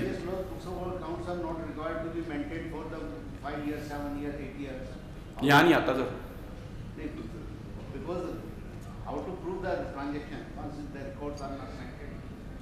सर यहाँ नहीं है, यहाँ तो प्रूफ करना पड़ेगा सर। गवर्नमेंट तो मिसयूज कर सकते हैं, कोई 148 का टाइम लैप्स होगा तो इसको करेंगे सर, करें तो मेरे सर मैं बार बार ना जजमेंट जो अपना एकोमोडेशन वाला ये वाला जो केस है मेरा डिमोनेटाइजेशन वाला है, बार बार मैं क्यों लेके आ रहा हूँ सर, इसके अंदर इतनी इश्यूज क्रिएट, इतनी सब चीजें आई हैं ना सर, मैं बार बार इसीलिए बोल रहा हूँ सर। मेरा 148 का टाइम निकल चुका था डिपार्टमेंट के पास, ब्लैक मनी के अंदर लेके आओ जी इसको, ट्रांजेक्शन को। मेरा केस ऑलरेडी असेस था, वहां नहीं अब इनकम टैक्स में असेसमेंट हो सकती, ब्लैक मनी में लेके आओ जी इसको। सो ट्रांजेक्शन है सर, ट्रांजेक्शन को अब एक्ट है सर, एक्ट है, कहीं पे भी लेके आ सकते हैं सर। सर एनआरआईज को कैसे एग्जीक्यूट करते हैं यहाँ पर, बिकॉज वो तो यहाँ इंडिया आते आएंगे नहीं सर। ट्रांजेक्शन तो बेनामी हो ही सकती है ना सर, ट्रांजेक्शन मतलब कि असेट्स कन्फिस्केट हो सकती है, एसेट कॉन्फिस्केट हो सकते हैं सर, कभी इंडिया लैंड हुए तो हो सकते हैं सर, और रिपैट्रिएशन नहीं हो सकती सर, आप उनको वापस ही नहीं बुला सकते। हम अब मैं नाम क्या लूँगा सर, बहुत लोगों को हम इंडिया वापस नहीं लेके आ पाए, तो हो तो सकता ही है ना सर, लॉ तो है, लॉ तो कभी भी हो सकता है सर। एकोमोडेशन एंट्रीज में जो कैश कंपोनेंट होता है वो तो ऑफ द रिकॉर्ड होता है, ऑन रिकॉर्ड तो जो बैंक एंट्री आ गई और आपने लोन लिया उससे और अपने नाम से खर्च करेंगे। सर मनी ट्रेल पकड़ी जाती है सर, कितनी बार मनी ट्रेल पकड़ी जाती है सर, एकोमोडेशन रेड के केसेस होते हैं सर। वो तो अलग, मैंने कैश में तो दे दिया, वो ऑफ द रिकॉर्ड है सर। अगर प्रूफ डिपार्टमेंट मेरे पास पड़ा हुआ, मैंने प्रॉपर्टी अपने नाम से सेक्शन 68 में सर अगर डिपार्टमेंट प्रूफ नहीं कर सकता तो बेनामी के अंदर नहीं आएगा सर। हां, वो that's what I am saying, generally accommodation entry में जो कैश कंपोनेंट है उसको प्रूव करना is a difficult, it is a difficult task, money trail भी करनी है सर। इसीलिए मैं कह रहा था interplay between section 68, 69 with the benami laws is very important to be assessed, and BMLA it is really important to be assessed sir. हां, that's what I am saying ना। मैंने कहा 1 करोड़ का चेक इन्होंने मुझे दिया, मैंने प्रॉपर्टी खरीद ली, मैं कह रहा हूं मैंने इनसे लोन लिया, ये कह रहे हैं मैंने लोन दिया, there is the problem, there is no problem sir. Problem है मनी ट्रेल अगर पकड़ी गई कहीं पे, व्हाट्सएप मैसेज पकड़ा गया, वो पकड़ा गया तो आ जाएगा सर। तो अकोमोडेशन एंट्री उसको क्यों बोल रहे हैं, मैं तो कह रहा हूं लोन लिया मैंने sir, it is a general term sir, it is a general term. 1 crore दे चुका कैश, हां ट्रेल नहीं है ऑन रिकॉर्ड, तो इसका लोन मेरे पास पड़ा है, मेरे पास प्रॉपर्टी है सर। अब 68, 69 में क्या होता है सर? सर अगर कंफर्मेशन है लोन की तो बेनामी प्रॉपर्टी कैसे हुई? सर कंफर्मेशन है, लेकिन सामने 68, 69 में क्या होता है सर? कंफर्मेशन लोन की बंदा देता है सर, पैन आधार भी अपना देता है, लेकिन क्या है उसकी क्रेडिट वर्दीनेस उतनी नहीं है सर। हमें प्रिंसिपल जस्टिफाइज जिसने लोन दिया है उसकी क्रेडिट वर्दीनेस होनी चाहिए, उसकी क्रेडिट वर्दीनेस भी तो होनी चाहिए ना सर। हमारे जो प्रिंसिपल लेट डाउन है सर सेक्शन 68 के अंदर, वो भी तो हमें प्रूव करने पड़ेंगे ना सर।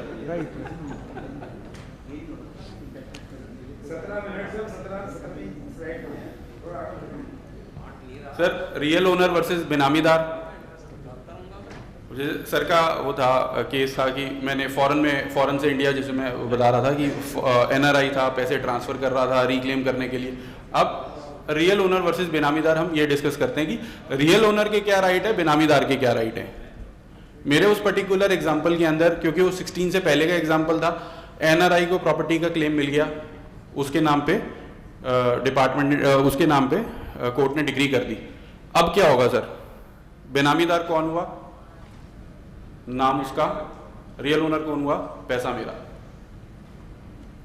अब राइट्स क्या हैं सर रियल ओनर के? रियल ओनर के क्या राइट होंगे सर?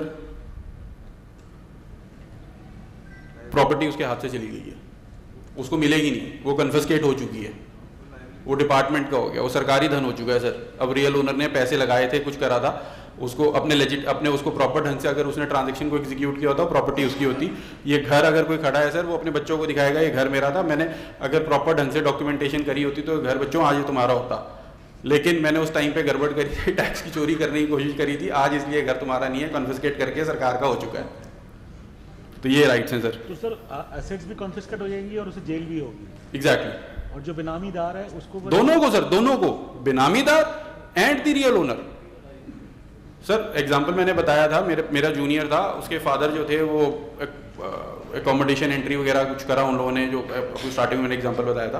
पहले वो नोटिस को नहीं देखते थे सर, आ रहा था नोटिस आ रहा था, बच्चा नया नया वकील एडवोकेट कर रहा है सर, नोटिस आया पढ़ूंगा, बेरैक लेके आया, उसने पढ़ा, आधा समझ में आया सर, उसको फिर मेरे पास लेके आया कि सर ये पर्टिकुलर ट्रांजैक्शन कैसे कवर हो रही है।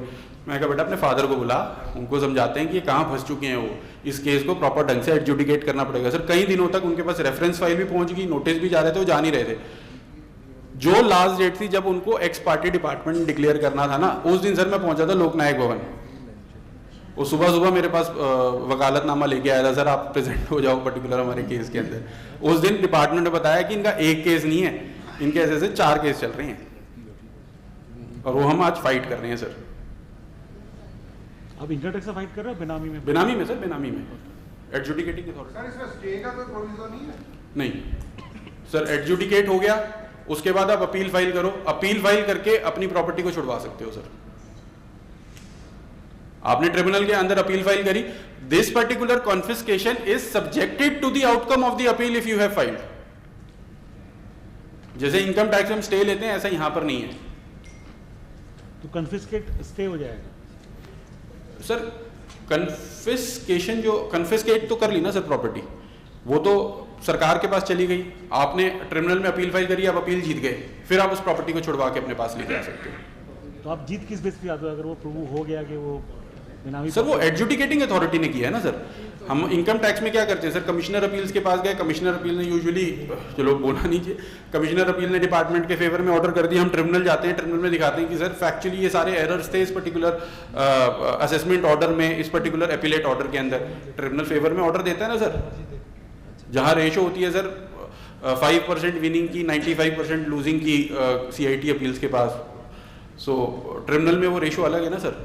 सो इधर भी होता है सर, एडवोकेट, CN एडवोकेट जा सकते हैं, एडजुडिकेटिंग अथॉरिटी के सामने भी जा सकते हैं सर। अभी नेक्स्ट सेशन है सर, कन्हैया जी आ रहे हैं, इज बेनामी लॉज के अंदर प्रोसिक्यूटर हैं सर, बहुत सीनियर प्रोसिक्यूटर हैं, काफ़ी केसेस करते हैं। सो बहुत सारे केसेस के अंदर हम लोग अपोजिट भी जाते हैं, बट आज थोड़ा टाइम्स पे, तो उनको सुनना बड़ा अच्छा है सर, समझ में आता है सर कि क्या एडजुडिकेटिंग। सर हमारे CS के लिए एक अलग से प्रोफेशन है, इसको आप अडॉप्ट करेंगे तो बहुत अच्छी अपॉर्चुनिटी है सर, बहुत अच्छी फीस मिलेगी। जहाँ जेल टर्म आ जाता है ना सर, जहाँ सज़ा दिखती है तो क्लाइंट पैसे भरता है सर, जहाँ उसको दिखता है ना कि वो पैसे ही जाने हैं, कोई बात नहीं, वो पैसे नहीं कोई देता। सो इस चीज़ को समझना बड़ा ज़रूरी है सर, जेल से बचाओ। सर हो रही है, स्टार्ट हो गई है सर, प्रोसिक्यूशन स्टार्ट हो चुकी है सर। अभी तो सर वैसे देखा जाए बड़ा नीश एक्ट है, बड़े इनिशियल केसेस प्रोसिक्यूशन का सर मेरे पास तो अभी कोई सच आया नहीं है सर।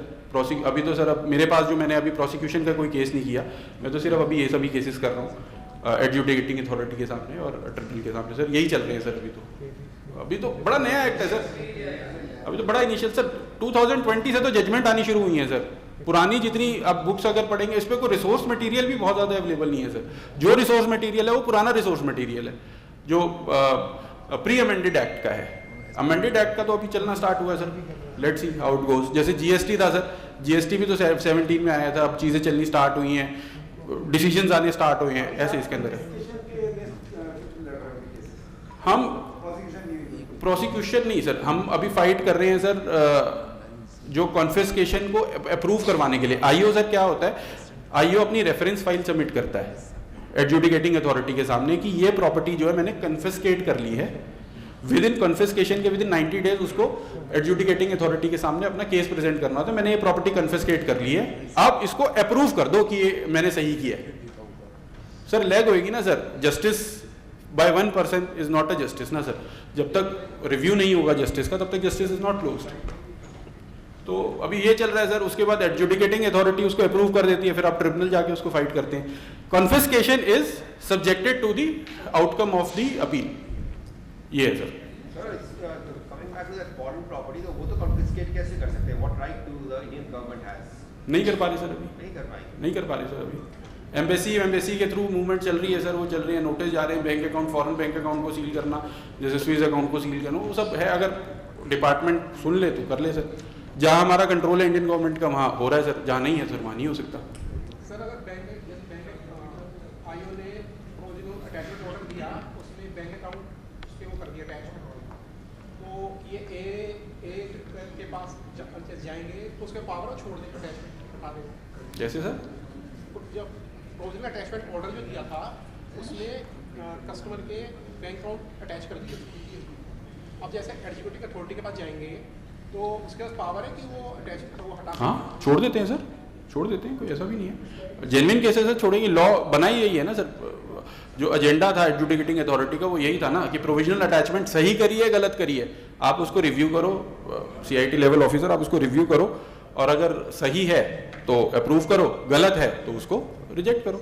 केसेस में आईओ तो वो इनकम टैक्स ऑफिसर जो कस्टमर से भी वही स्कैन वही छाप देता है, वही same to same copy paste मारते हैं सर। एडजुडिकेटिंग अथॉरिटी का ऐसा नहीं है सर, आईओ तो यही करेंगे सर। आईओ तो रेफरेंस फाइल बेसिक केस की भी आप देखेंगे सर 300-400 पेज की होती है। नहीं, आईओ जो अप्रेजल रिपोर्ट शेयर होती है इनके साथ वही कॉपी पेस्ट करते हैं और उस वही सर आईओस तो इतनी मतलब मिस्टेक्स कर रहे हैं। कई केसेस के अंदर क्या हुआ सर, एकोमोडेशन एंट्रीज 4 लोगों के साथ उसने ट्रांजैक्शन करी हुई थी, उसको एक रेफरेंस फाइल के अंदर क्लब कर दिया। आप नहीं कर सकते सर, उसको अलग अलग आपको प्रूव करना पड़ेगा। हर एक केस के अलग अलग फैक्ट्स होते हैं सर। एक कोई केस एकोमोडेशन का हो सकता है, एक केस एकोमोडेशन। मैं सर एकोमोडेशन बार बार इसलिए बोल रहा हूँ सर क्योंकि बेनामी को हम लोग प्रॉपर्टी ही समझते हैं सर, प्रॉपर्टी एकोमोडेशन वाली है सर। ये हम एज ए चार्टर्ड अकाउंटेंट बहुत डील करते हैं सर एकोमोडेशन एंट्रीज के केसेस को अपने क्लाइंट्स के लिए। जीएसटी बिलिंग केसेस को सर बहुत हम लोग डील करते हैं क्योंकि एक मतलब हम एडवोकेट फोरा में नहीं बैठे हैं सर, हम लोग चार्टर्ड अकाउंटेंट फोरा के अंदर बैठते हैं जहाँ पर ये ज़्यादातर केसेस आते हैं सर। इसके अंदर सर जो भी सर्च हुई कस्टमर ने अगर कुछ भी सरेंडर कर दिया होता है अगले स्टेप आएंगे है। I would like to to the extent you are saying कि appraisal report में जो लिखा होता है आईओ को छाप देता है। Let me tell you this is not possible. Mike. This is sir Mike. Let me tell चला तो दो यार उसे। You see, it is highly impossible because जो अप्रेजल रिपोर्ट का मैंडेट है बेनामी एक्ट नहीं है, वो तो इनकम टैक्स एक्ट के कॉन्टेक्स्ट में अप्रेजल रिपोर्ट बनी हुई। उसके बाद तो must water flows, IO notice देता है, उसके बाद जवाब देता है, तो copy paste is just not possible, impossible. Yes it is possible, bit portion, small portion of the appraisal report he might adopt, but substantial copy paste is not possible. It will never be sustainable. It is the thing which you are talking is impossibility, because the appraisal report is not in the context of the Benami Act. It is in the context of the income tax and income tax evasion. नहीं sir, अभी आजकल क्या हो रहा है, जिसके भी search सर्वे होता है और वो पार्टी सरेंडर कर देती है कुछ और उसकी 2 साल तक असेसमेंट चलती है। हाँ। 2 साल अगले 1 महीने बाद बेनामी का नोटिस ही आ जाता है। नहीं नोटिस आता है, लेकिन let me tell you attachment का भी एक ऑर्डर होता है, बहुत बड़ा ऑर्डर होता है, उसमें copy paste is not possible because law mandates के एक नोटिस इशू करोगे बेनिफिशियल ओनर को भी बेनामीदार को भी, उसका सबमिशन तो कॉपी पोस्ट पॉसिबल ही नहीं है बिकॉज अप्रेजल रिपोर्ट बनने के टाइम पर ये चीज़ नहीं होती है। उसके अंदर सर यही लाइन लिखी जाती है कि पार्टी के अकाउंटेंट ने ये बोला था और अप्रेजल रिपोर्ट में ये लिखा था, वही कॉपी पेस्ट करके भेज देते थे। नहीं, अकाउंटेंट की बात नहीं है, ये बेनिफिशियल ओनर भी तो इसमें इन्वॉल्व है, हाँ सर, बेनामीदार भी इन्वॉल्व है। बेनिफिशियल ओनर और उसके अकाउंटेंट जो स्टेटमेंट देते हैं वही कॉपी पेस्ट मारते हैं। नहीं देखिए, कॉपी पेस्ट हो सकता है टू सम एक्सटेंट, लेकिन उसके बाद में भी तो सबमिशन दे रहे हो ना आप, उसके बाद तो सीनियर सीए या एडवोकेट पिक्चर में आ गया। 3 महीने तक वो वही बात को बार बार रिपीट करते रहते हैं, मतलब ग्रामर चेंज करते रहते हैं, लेकिन एक ही बात को बार नहीं, let me tell you, maybe this might have been the exception कि ऐसा कॉपी पेस्ट कुछ हो गया होगा, but let me tell you, in real world this is not possible, it is not possible, because the mandate of the benami act has to be agreed out. जब आपकी appraisal report बनती है basically income tax code test में, वहाँ एक tentative conclusion और inference draw होती है बेनामी के context, not in the context of बेनामी एक्ट एज सच। तो बेनामी की तो प्रोसीडिंग्स ही अलग हुई ना सर, मतलब इनकम टैक्स ऑफिसर तो अपनी एक अलग करते हैं, इन्वेस्टिगेशन विंग अपने एक अलग करेगा ना सर, बेनामी तो अलग तरीके से चलेगा, बेनामी यूनिटी एक अलग है सर इनकम टैक्स मतलब डिपार्टमेंट के अंदर सर। Sir again property is liable to be confiscated sir.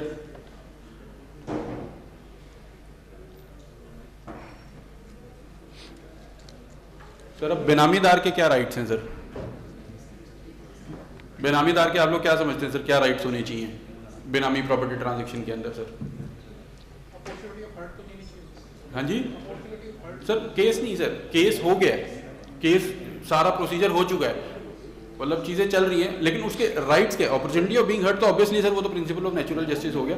मैं कह रहा हूँ प्रॉपर्टी से रिलेटेड बेनामीदार के क्या राइट हैं, सिर्फ जिसके अंदर नाम मेरा था पैसा दूसरे का था, मेरे क्या राइट्स होने चाहिए सर? हाँ जी, कोई राइट्स होने चाहिए सर? मैं तो कहूँगा नहीं होने चाहिए सर, राइट है भी नहीं सर, वो क्लेम नहीं कर सकता सर, वो पेपर पे उस पर्टिकुलर प्रॉपर्टी का मालिक जरूर है, लेकिन वो प्रॉपर्टी कन्फिस्केट होएगी, कल को जाके वो अपील के अंदर जाके ये नहीं बोल सकता कि ये प्रॉपर्टी जी आप मेरे नाम पे इशू करो, वो हाई कोर्ट वो कोर्ट्स के अंदर जाके नहीं बोल सकता कि इस पर्टिकुलर प्रॉपर्टी की मेरे नाम पे डिक्री करो। वो बेनामीदार था, दूसरे का पैसा यूज करके सिर्फ उसने कलर चेंज किया और कुछ नहीं हुआ सर। क्रिमिनल लायबिलिटी है सर ऑब्वियसली, दोनों की अगर क्रिमिनल लायबिलिटी अगर नहीं करेंगे सर रियल ओनर और बेनामीदार की, तो ट्रांजैक्शन जो एक्ट की ग्रेविटी नहीं बन के आती सर, डर नहीं बनता सर, लोगों के मन में डर भी होना बड़ा जरूरी है sir. Sir, if there is a dispute to the ownership of that property between the बेनामीदार and the बेनामी holder, तो अगर वो डिस्प्यूट जब तक सेटल नहीं होगा तब तक ये हो जाएगा, बेनामी में नहीं आएगा सर। अगर कोर्ट में डिस्प्यूट चल रहा है वो तो कोर्ट ऑफ लॉ का केस है ना सर, तो they will wait for this आ जाता है सर, केस आ जाता है, बेनामी के अंदर भी आ जाता है, लेकिन वो सब्जेक्टेड रहेगा ना सर, केस का क्या आउटकम आता है, तो नहीं कर सकते ना जब तक वो खत्म ना हो। नहीं होता सर, वो नहीं होता सर, वो स्टे भी आ जाएगा सर। बेनामी ट्रांजैक्शन चल रही है, अपना केस प्रेजेंट करेंगे इसके ऊपर, तो हमारा ये चल रहा है, कोर्ट का डिस्प्यूट चल रहा है ट्रांजैक्शन के ऊपर, तो नहीं आता सर वो चीज़ें। डाल सकते हैं सर अच्छा पॉइंट है सर, डाल सकते हैं सर बचने के लिए। सर बचना है तो सर तरीके निकालने हैं, डाल सकते हैं सर, दिख रहा है कि आ सकती है कल को ट्रांजैक्शन, तो वही डाल दो। क्या sir, what is the point? Rights to defend. So what do you advise the ownership का डिस्प्यूट डाल दो ना पहले ही, what to do in such cases? ये कि मैं पहले जो बताऊं बेनामी ऐसे बचने के लिए। बेनामी हो। Sir I was not able, I'm trying to say, since Benami has no rights now, right sir, so in such cases, in the future, what do you advise to the professional at large? Not to fall in this Benami transaction. Sir सबसे पहले तो mayor एक pawn क्यों बनना sir किसी का? Sir exceptions में आ जाओ, सर एक्सेप्शंस के लिए सर फिड्यूशरी कैपेसिटी, सर सबसे बड़ा एक्सेप्शन है सर फिड्यूशरी कैपेसिटी, जैसे सर बता रहे हैं फिड्यूशरी कैपेसिटी के डॉक्यूमेंटेशन क्रिएट करनी चाहिए सर, वो हम लोग नहीं करते सर। अभी हाई कोर्ट की, दिल्ली हाई कोर्ट की भी जजमेंट आई है, फिड्यूशरी कैपेसिटी आपको प्रूव करनी पड़ेगी in form of a document. अब डॉक्यूमेंट्स क्रिएट करो सर, एविडेंस क्रिएट करो, पेपर ट्रेल क्रिएट करो ना कि ट्रांजैक्शन बेनामी के अंदर बेनामीदार ना बना जाए इस पर्टिकुलर ट्रांजैक्शन के किसी ने अंदर। आपके नाम पे प्रॉपर्टी खरीद ली, उसकी फिड्यूशरी कैपेसिटी कैसे? कोई लेटर एक्सचेंज करने चाहिए? सर मेरे नाम पे कर ली, मैं उस प्रॉपर्टी को क्लेम ही नहीं कर रहा हूँ, मैं कह ही नहीं रहा है मेरी प्रॉपर्टी है, ना मैं उसके फ्रूट्स एंजॉय कर रहा हूँ, मेरे डॉक्यूमेंट्स किसी ने मिसयूज करके कर लिया सर, वो प्रॉपर्टी कॉन्फिस्केट हो जाएगी, मैं बेनामीदार नहीं बनूंगा सर। अगर आप उसका बेनिफिट नहीं ले रहे हो तो सर बेनिफिट की बात नहीं है ना सर, मेरे तो डॉक्यूमेंट्स कोई भी मिसयूज कर सकता है ना सर। जैसे मैंने आपको अपने क्लाइंट का केस बताया सर, उसके डॉक्यूमेंट्स मिसयूज करके क्रिप्टो करेंसी फॉरेन का प्लेटफॉर्म पे परचेज कर ली सर, FAIU का उसके पास नोटिस आ गया, जाके केस प्रेजेंट किया, डॉक्यूमेंटेशन फाइल करी, को अपना थाने में कंप्लेंट फाइल करी, जी डॉक्यूमेंट का मिसयूज हो गया, केस रजिस्टर हुआ सर बाकायदा। अभी आई वाज इनकम टैक्स का ये केस था सर, GST का डॉक्यूमेंट्स मिसयूज करके किसी ने फेक रजिस्ट्रेशन करा ली सर, वो भी अगेन गवर्नमेंट ऑफिसर था सर, वो प्रूफ किया उसने, जी मैं तो गवर्नमेंट ऑफिसर हूँ, मेरे तो डॉक्यूमेंट मिसयूज होकर काम हुआ, तो मैं क्या कर सकता हूँ सर। तो डॉक्यूमेंट तो सर मिसयूज हो सकते हैं, वो आपको प्रूव करना पड़ेगा कि डॉक्यूमेंट्स का मिसयूज हुआ हुआ, मैंने जेन्युइनली कुछ नहीं किया, वो it is your professional for कि आप उसको कैसे अपना वो अगर वो ये प्रूव कर पाए कि आपने उस प्रॉपर्टी को यूज ही नहीं किया, कहीं यूज नहीं किया, कोई बेनिफिशियल सर यूज की बात नहीं है सर, आपको पता ही नहीं है, और यू एलिएनेटेड सर एलियनेट का तो एक अलग हो गया ना सर, यहाँ तो हमें पता ही नहीं है ना सर कि क्या हुआ उस पर्टिकुलर ट्रांजैक्शन का। नॉलेज में आए, suppose it comes to knowledge after 2 years to a person, then you should file a police complaint. Sir, you should file. What is that? Sir you should file immediately sir Delhi police commissioner मतलब commissioner को complaint file करो, अपने local police station में complaint file करो कि मेरे documents का misuse हुआ हुआ है। ये तो सर सभी के साथ करना चाहिए sir, it is not about बेनामी लॉ, ये तो सर इनकम टैक्स के अंदर हुआ है सर। अभी तो चलो बैंक अकाउंट नहीं खुलते सर, पहले तो बैंक अकाउंट भी ऐसे खुल जाते थे सर, GST रजिस्ट्रेशन पहले ऐसे हो जाती थी। किसी के डॉक्यूमेंट चोरी करके उसके जब कंप्लेंट बैंक करेंगे कि आपका करंट अकाउंट और 20 करोड़ की सेल हो चुकी है उसमें, हो जाता सर। एक मेरे क्लाइंट के केस में GST registration, government employ sir मेरे क्लाइंट के केस में सर GST उसके डॉक्यूमेंट्स का मिसयूज करके GST रजिस्ट्रेशन ले ली, कंप्लेंट मैंने फाइल करी, फिर मेरा स्टाफ गया, it was the part when I used to practice as a CA, तो डिपार्टमेंट गया मेरा स्टाफ, उसने ईमेल आईडी चेंज करवा ली, ईमेल पे उसने गलती से क्या किया, मेरे स्टाफ ने मेरी ईमेल आईडी जॉट डाउन करवा दी सर। डिपार्टमेंट ने मुझे बुला लिया कि ये जो डॉक्यूमेंट्स का इनका मिसयूज हुआ था ना, ये आपने किया है। वो जाके सर एक्सप्लेन करना पड़ा, वो बकायदा सर ईमेल निकालनी पड़ी कि मेरी ईमेल आईडी है, आपने अपडेट करी है, फलानी इस पर्टिकुलर तारीख को करी है, तब जाके मैं सर बचा हूँ, वरना इन्वेस्टिगेशन मीन सर मतलब अबाउट मेरे से भी सर लंबे छोड़े 2 बंदे आगे ऐसे खड़े हो गए थे सर डराने के लिए कि आप एग्री करो कि आपने किया है। ये सर मेरे साथ खुद हुआ है। तो ऐसा होता है sir. Sometimes it happens that an employer opens a bank account or creates a firm in the name of the employee. Employee bank account खोला, चेक ब्लैंक साइन करवा लिए, उस केस में बेनामी ट्रांजैक्शन है सर। तो उस केस में वो जो एम्प्लॉई है उसको क्या राइट्स है to save his investment? Sir FIR करवाए सर, FIR करवाए साइन करते ही जहाँ जिस बैंक अकाउंट के अंदर बैंक खुला है, जहाँ पर वो साइन कर रहा है बैंक अकाउंट खोलने के लिए, बैंक में इंटीमेट करे, जरूरी नहीं है ब्रांच में इंटीमेट करे, बैंक के हेड ऑफिस में इंटीमेट करे कि जी मेरा ऐसे अकाउंट है, मेरा ये पैन नंबर है, मेरा ये आधार है, मेरे इस नाम से कोई अकाउंट तो नहीं है आपके पास। RBI में इंटीमेट करे सर, RBI के अंदर भी सेल है। उस एम्प्लॉय को मालूम है कि अकाउंट खोल दिया एम्प्लॉयर ने, उसे चेक में साइन कर दिए, गलती है एम्प्लॉय की, but does he have any right subsequently?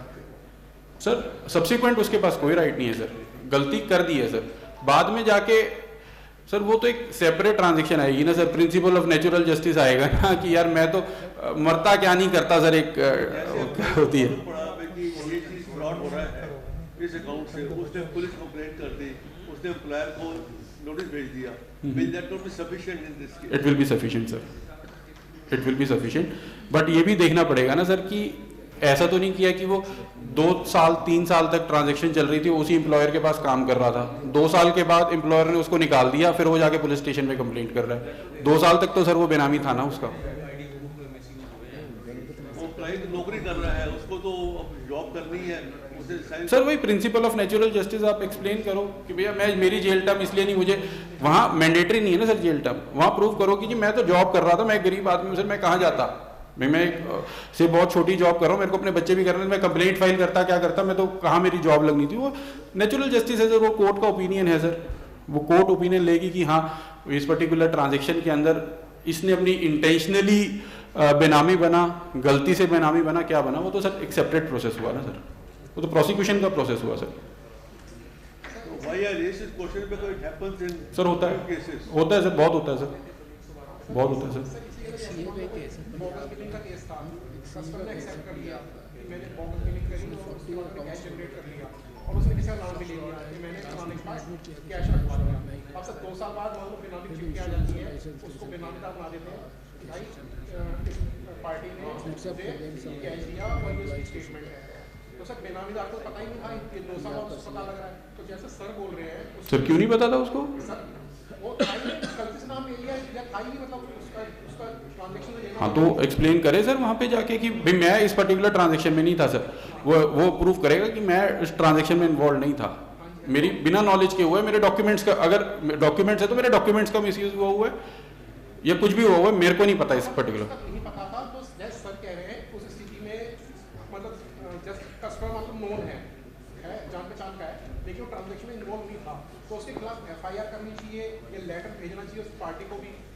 Sir FIR तो नहीं होगी सर, FIR तो इस पर्टिकुलर केसेस में बिना उसके उसको मेल कर देनी चाहिए भैया हमें ये चीज मिली है, हमारा कोई इन्वॉल्वमेंट नहीं, हमारा नाम कैसे आया। सर पुलिस स्टेशन की कंप्लेंट और वो सब कंप्लेंट्स आर सफिशिएंट सर, आपने इंटेंशन तो प्रूव करोगे ना सर। डिपार्टमेंट को जॉब चला गया है, जो नॉन पर्सन है उसने मेरा नाम लिया, मेरा नाम मिसयूज हुआ, हमें उसके साथ जैसे सर बोल रहे हैं रखनी चाहिए सर। अभी मेरे FIR वाले केस के अंदर हमने यही किया सर, इकोनॉमिक ऑफेंस विंग के अंदर कंप्लेंट फाइल करी है, वो FIR रजिस्टर हुई है, वहाँ पर वो डॉक्यूमेंट प्रोड्यूस किया है कि हमारे डॉक्यूमेंट्स का मिसयूज हुआ है, मनी ट्रेल कुछ थी नहीं उसके अंदर, ट्रांजेक्शन उसको पता ही नहीं था एक्चुअली सर क्या हुआ था, वो प्रूफ किया है सर, फेवर में चल रहा है सर केस। सर अब ये आ जाता है सर हमारा एडजुडिकेशन, जो प्रैक्टिकल एस्पेक्ट है सर। आप में से कितने चार्टर्ड अकाउंटेंट्स प्रैक्टिस के अंदर हैं, कितने जॉब के अंदर हैं, मतलब कैसे है सर इनकम टैक्स के केसेस एट IT लेवल और ऐसे करते हैं, मतलब I mean to the assessment part और टू द ट्रेडिशनल प्रैक्टिस, कितने लोग हैं सर? आपने दोनों साइड के क्वेश्चन पूछे, हाथ को खड़ा कर दो। मतलब मेरा कहने का मतलब है सर जो टैक्सेशन मतलब ऑडिट की प्रैक्टिस करता है सर या असेसमेंट्स वगैरह की प्रैक्टिस करते हैं। कोई बेनामी तो नहीं हो जाएगा? सर ये बहुत अच्छा फोरा है सर, ये बहुत अच्छा लॉ है सर स्टडी करने के लिए, नया एक्ट है सर, नई अपॉर्चुनिटी है, इसको स्टडी किया जाए। केस अभी बहुत ज़्यादा नहीं है तो स्टडी करना भी बड़ा आसान है सर।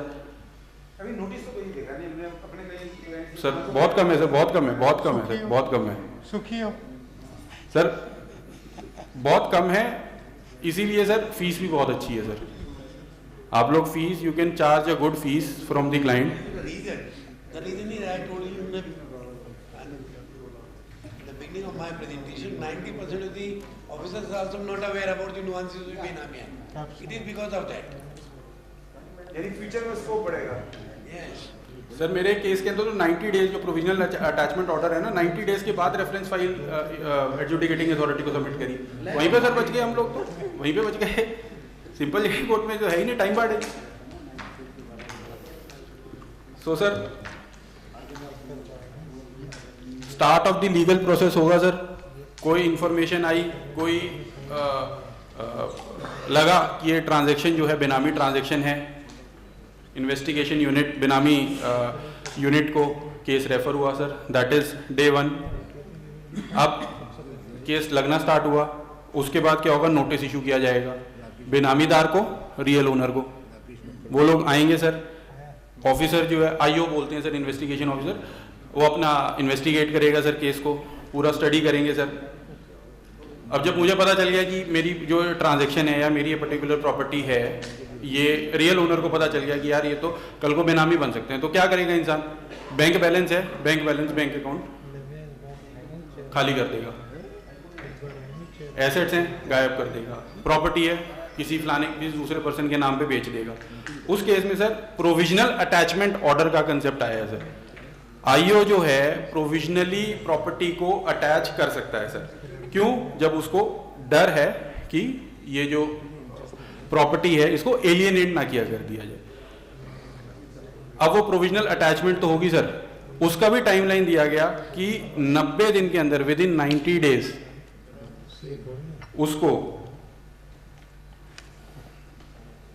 जो केस है एडजुडिकेटिंग अथॉरिटी को फाइल करना है अपना, उसको अप्रूव कर, एडजुडिकेटिंग अथॉरिटी को रेफरेंस फाइल एक बना के सबमिट करनी है कि मैंने ये प्रॉपर्टी जो है अटैच कर दी है। अब इस पर्टिकुलर ट्रांजेक्शन को आप अप्रूव करो, मेरे अटैचमेंट ऑर्डर को आप अप्रूव करो, because that was a provisional attachment order. तो सर क्या होता है, आईओ रेफरेंस फाइल बनाता है, अप्रूविंग अथॉरिटी से उसको अप्रूव करवाता है। जैसे क्या होता है सर, हमारे 147, 148 के केसेस में 148A का नोटिस दिया, फिर सारी सबमिशन नोट करी, फिर सर वो अपने पीसीआईटी से अप्रूवल लेता है, फिर वो 148 का ऑर्डर इशू कर देता है, फिर क्या होता है 148 का नोटिस आता है। तो ऐसे ही सर यहाँ पर हुआ, फिर 148 का नोटिस कहाँ से आया, एडजुडिकेटिंग अथॉरिटी से आया। मतलब फॉर सिंपल टर्म्स अगर हम इसको ऐसे समझे, 148 का नोटिस एडजुडिकेटिंग अथॉरिटी। अब एडजुडिकेटिंग अथॉरिटीज को इन्वेस्टिगेट करेंगे। टाइमलाइन जैसे सर ने बताई, with in 1 year from the end of the month जब ये नोटिस आया था, आइए, तो वो एक टाइमलाइन दी गई है सर। जो है अगर उन्होंने अप्रूव कर दी है, एडजुडिकेटिंग अथॉरिटी ने अप्रूव कर दी है, कॉन्फिस्केशन को अप्रूव कर दिया है, तो property will vest in the government hand. अगर वो प्रॉपर्टी को अप्रूव नहीं किया, अगर कॉन्फिस्केशन को अप्रूव नहीं किया, तो मुझे मेरा प्रॉपर्टी वापस मिल जाएगी। मैनेजमेंट कौन करेगा, मैनेजमेंट करेगा गवर्नमेंट ऑफिस जो है उसको मैनेज करेंगे property. So this is the end of the slide, ये कवर किया है। If you have any question so please.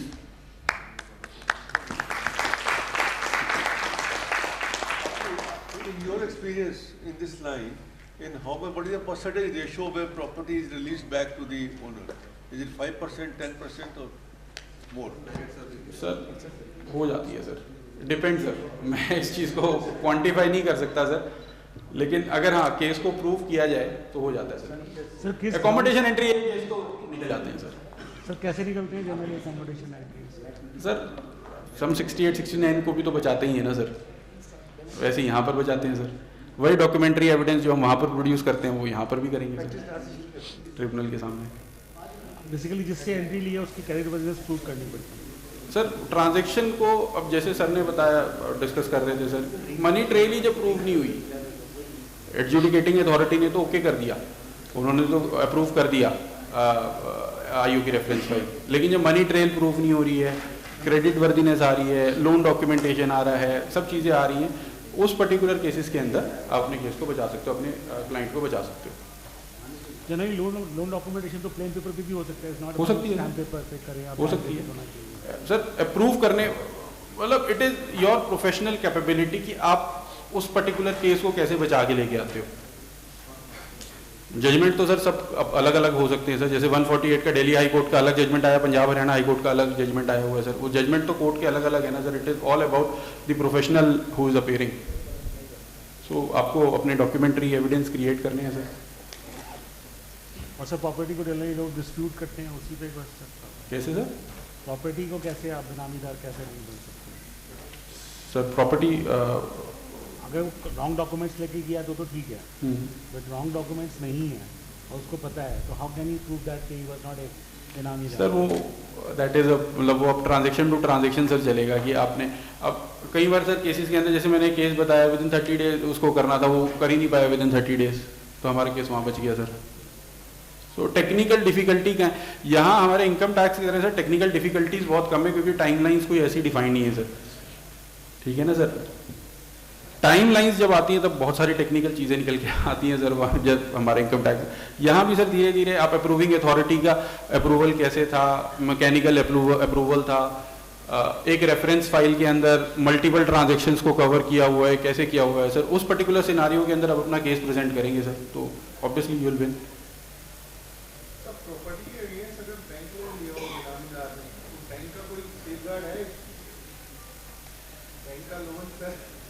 तो बैंक का लोन भी रिन्यूएबल हो जाता हो, बेनामी ना लोन लिया हुआ है सर। बैंक लोन एक अलग ट्रांजैक्शन है सर, बट फर्स्ट राइट तो गवर्नमेंट का हो जाएगा ना सर। अब फर्स्ट राइट गवर्नमेंट का, हाँ ये बहुत अच्छी बात है सर, ये कर सकते हैं, कुछ अगर स्कैम करना चाहें तो सर कर सकते हैं।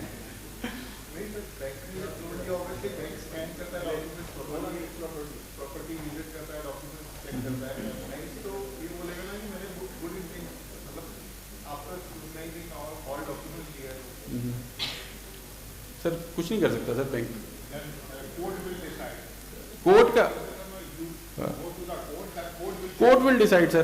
बैंक के पास को बैंक अपनी डॉक्यूमेंटेशन का सेफगार्ड नहीं कर सकता सर।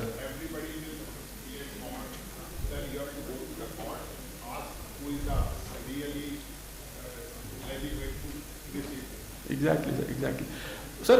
आप एक चीज़ को और समझो सर, नया एक्ट है सर, इसके ऊपर बहुत सारी जजमेंट्स नहीं है सर। हर एक ट्रांजेक्शन जो निकल के आएगी ना, वो नई ट्रांजेक्शन निकल के आएगी, चैलेंजेस नए निकल के आएंगे। वो इट इज़ ऑल कि कोर्ट का डिसीजन क्या आता है, ओपिनियन क्या निकल के आता है सर। इनकम टैक्स एक्ट बहुत पुराना है सर, बहुत पुरानी जजमेंट्स है हमारे पास, हमारे ओपिनियन, केस को कैसे निकालना है, टेक्निकल बहुत सारे हमारे पास सेफगार्ड्स दिए गए हैं बाय कोर्ट ऑफ लॉ। यहाँ पर सर अभी ऐसे नहीं है, बिकॉज नया लॉ है सर। 2020 से तो अभी सर जजमेंट्स आनी शुरू हुई हैं, 20 से फिर कोविड पीरियड आ गया सर, वैसी जजमेंट्स बीच में बंद हो गई। सो अभी तो नई नई जजमेंट्स आ रही हैं सर, धीरे धीरे आएंगी, समझ में आएगा सर क्या हो रहा है केस का। सर अलग अलग है, अलग अलग है, अलग अलग है। दिल्ली का जैसे लोकनायक भवन में है सर। सर काफ़ी स्टेट्स के अंदर है, मैंने सारी स्टेट्स को नहीं अभी कवर कर पाया हूँ मैं, काफ़ी स्टेट्स के अंदर हैं। नहीं सर ज़्यादा हैं सर, मेट्रो से भी ज़्यादा हैं, मेट्रो में तो होंगी काफ़ी। इनकम टैक्स और इन्वेस्टिगेशन भी, इन्वेस्टिगेशन में कंप्लेंट्स इन सबसे आता है।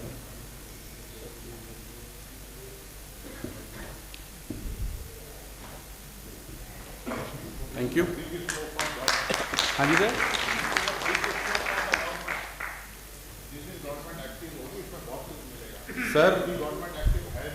सर अभी हम लोग देख रहे हैं सर, जीएसटी बिलिंग का जब आएगा ना, मैं डर रहा हूँ उस दिन के लिए सर, जब जीएसटी बिलिंग के अंदर पकड़ के लेके आएंगे सर। बहुत केसेस हैं सर, जीएसटी कहाँ तक जाएगा सर डिपार्टमेंट।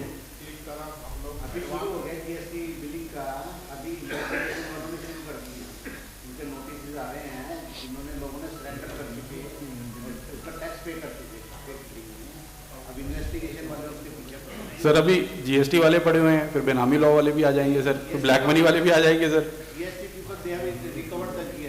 हाँ कर रहे हैं सर, कर रहे हैं। सर रिकवरी से पहले भी आ रहे हैं सर, रिकवरी से पहले भी आ रहे हैं। रेड हुई है, मेरे पास एक केस आया, मतलब अजीब केस सर। रेड के टाइम रेड जैसी हुई है, उसके बाद ही 148 का नोटिस, असेसमेंट का नोटिस आ गया एसएससी के पास।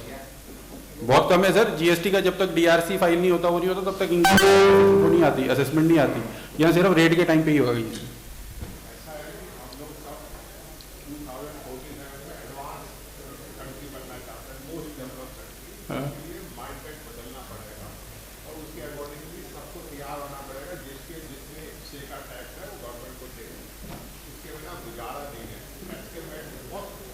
एवेन्यूज है सर।